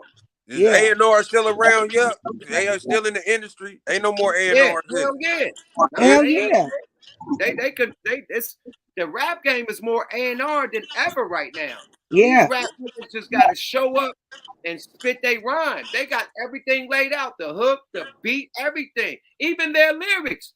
They gotta learn, like you hear motherfuckers reference track. Even yeah. Drake had reference tracks. Meek Mill had reference. They were writing these niggas lyrics too. So they just gotta show up to the studio and memorize what's written already. They ain't gotta do shit. Ghostwriters. Hell yeah. They ain't What gotta do Bow Wow shit. got? And Yuck, to be honest, you can ghostwrite for a lot of these Yuck done, niggas. I know he did. I know Yuck You done can, wrote. I'm telling you, I you need can to, mention some Travis Though. rappers. need to come knock on your door. I know he done I'm wrote. in the I though. know I'm in you the done wrote Kodak for a Black. couple I don't do motherfuckers. that. I can't ghostwrite that. I don't do the I don't do the hook No, nine. you need to write some shit for their No, asses. no. You said you can't ghostwrite tobacco talk. Nah, I can't. I can't. Cause some of these I can't. niggas lyrics I is feel not you up a to par. lyricist, dog. You would get mad if they can't. I can't ghostwrite niggas sounding like R2D2 from Star Wars. I can't. I don't know how to write like that. No, Sorry you about that. lyricist. But Sound you like need to write in R2D2. your own lingo They and ain't gonna be tell able to them do it, mama. how it goes. They Like, wouldn't be. They this is wouldn't the be able way to it say. They goes. wouldn't be able to say abulation if this nigga wrote that shit. Boy, ain't Right. no way in Right. hell you could come through with some of that good shit. They been and looked at this nigga and been like, man, you gotta abbreviate some of this shit. Yeah, you Man, gotta take a lot of you words gotta out. take some of I these can't words say out, all of man. that. You gotta Yeah, take all that shit out. you gotta take I just some of want to these say the words first out, word man. and the last word. Yeah, man. But Yeah, a look, lot, it's but been you a know, great. your flow is different from there. So I don't think they probably will be able to Bay Area people rap different than a lot of other If our places. So game is different, our slang words is different. I yeah. have to really write for somebody from the Bay to Yeah. really dialogue with what I'm talking about and the Right. slang words I throw. I can't write for like, nah, Yeah. hell It no. ain't gonna work. It ain't gonna work. Sorry about that. It ain't gonna work, man. So I think it's been a great night on this motherfucker, man. We done touched everything, man. We done touched the motherfucking culture roaches, man. We done touched the fight. You know, Earl Spence. I'm still an Earl Spence fan. I think shit. He met his match that night. Shit, you know. Can't win them all. Remember when Bruce Lee went against Kareem Abdul-Jabbar and had the big ass put that big ass footprint on that nigga chest? That's what happened to Earl Spence. Bruce got some Bay Area roots. He had heart. He had heart. Oh, we love Bruce, but that boy Kareem put that footprint on that nigga yellow outfit. Put that motherfucking heel on his boy. He had to do some UFC on that nigga. He had to choke Kareem out. He'd have had no answer for that nigga. He had to choke him out. He had to back up. Shit. That was the first UFC move ever made in a movie. That nigga UFC the shit out of Kareem, but that boy put that that big ass foot was taller than Bruce Lee, nigga. So it shit happens, man. You could come against a Kareem that put a motherfucking kick on your chest, man. That's what happened to Earl, man. He got that Kareem kick on his chest. It was a wrap. It's a fucking wrap, man. Yeah, man. Definitely was another good night, man. I can't wait for the next episode, man. I'm about to holler my boy Drew. Thank you, everybody, man. We had a great night. Niggas been on this motherfucker damn near 3 hours. Great dialect, man. Time fly when you're having fun, right? All the time. Glad you feeling good too, Yuck. Glad you back up Erica. on it, my nigga. Bye, Glad Shaniqua. you can breathe again, nigga. You can smoke. Can you smoke good? Can you smoke something, Yuck? I can't smoke, nigga. I can't smoke. I can't even perform, nigga. I want to rap. I can't get in the studio, nigga. Gotta give it and gotta take it away, man. That's why I pray every day, man. Like, nigga, when I got injured, nigga, I couldn't even speak. I felt like it was gonna be some DOC shit to where my voice was gone. I drink you a lot of ginger. Yeah, so me being able to talk right now is a blessing, bro. Me being able to yell and shit, laugh. Every day is gonna get better. Every day your lung collapse. I thought my voice was gone, nigga. I was whispering like, like nigga. I thought it was gone. Ask anybody that was there when I caught that injury, bro. I couldn't even speak. Like I seen you. Yeah, I couldn't even speak, bro. So, and it was like that for like weeks and shit, man. So I'm just being able to speak and shit. So God is good, man. Period. But I appreciate y'all, man. And I'll be back, man. I'll be back out there. Famo shit. You got this. God damn it. You hell good. Yeah, I appreciate y'all. We lost Pee-wee. Thursday Smoke a Lot Radio. We tapping in. Hit them likes on the way out, everybody. We love y'all, man. All right, y'all be good, homie. Motherfucking guy. Yada-da. Yada-da. For sure. Hey, we had a full house tonight. Shit was lit in the motherfucker. When I put that nigga, I thought I removed him. Shit was lit in the motherfucker. I appreciate everybody for tapping in, man. I just had to come apologize. Salute to Earl Spence, y'all whole squad. Y'all did that, bro. I'm a fan. I can't wait till your next fight. Shit. Do your 1-2, man. But I knew my guy wasn't really there, man. I had to get the doctor approval. Doctor said he wasn't there because of, crash reasons and brain damage and whatnot. And I believe that because he didn't look the same, man. P, I don't give a fuck what y'all say. Earl was not boxing like Earl. Sorry about that. Period. But on another note, we are out this motherfucker. Appreciate everybody for tapping in, man. It's been a long one, nigga. We've been going crazy, man. Shout out to my twin, Goose the Great. Shout out to everybody hit the stage tonight, man. Shout out to everybody in the chat, tapping in from all around the world. Same song. On some Tupac and Shock shit. Rest in peace to both my brothers.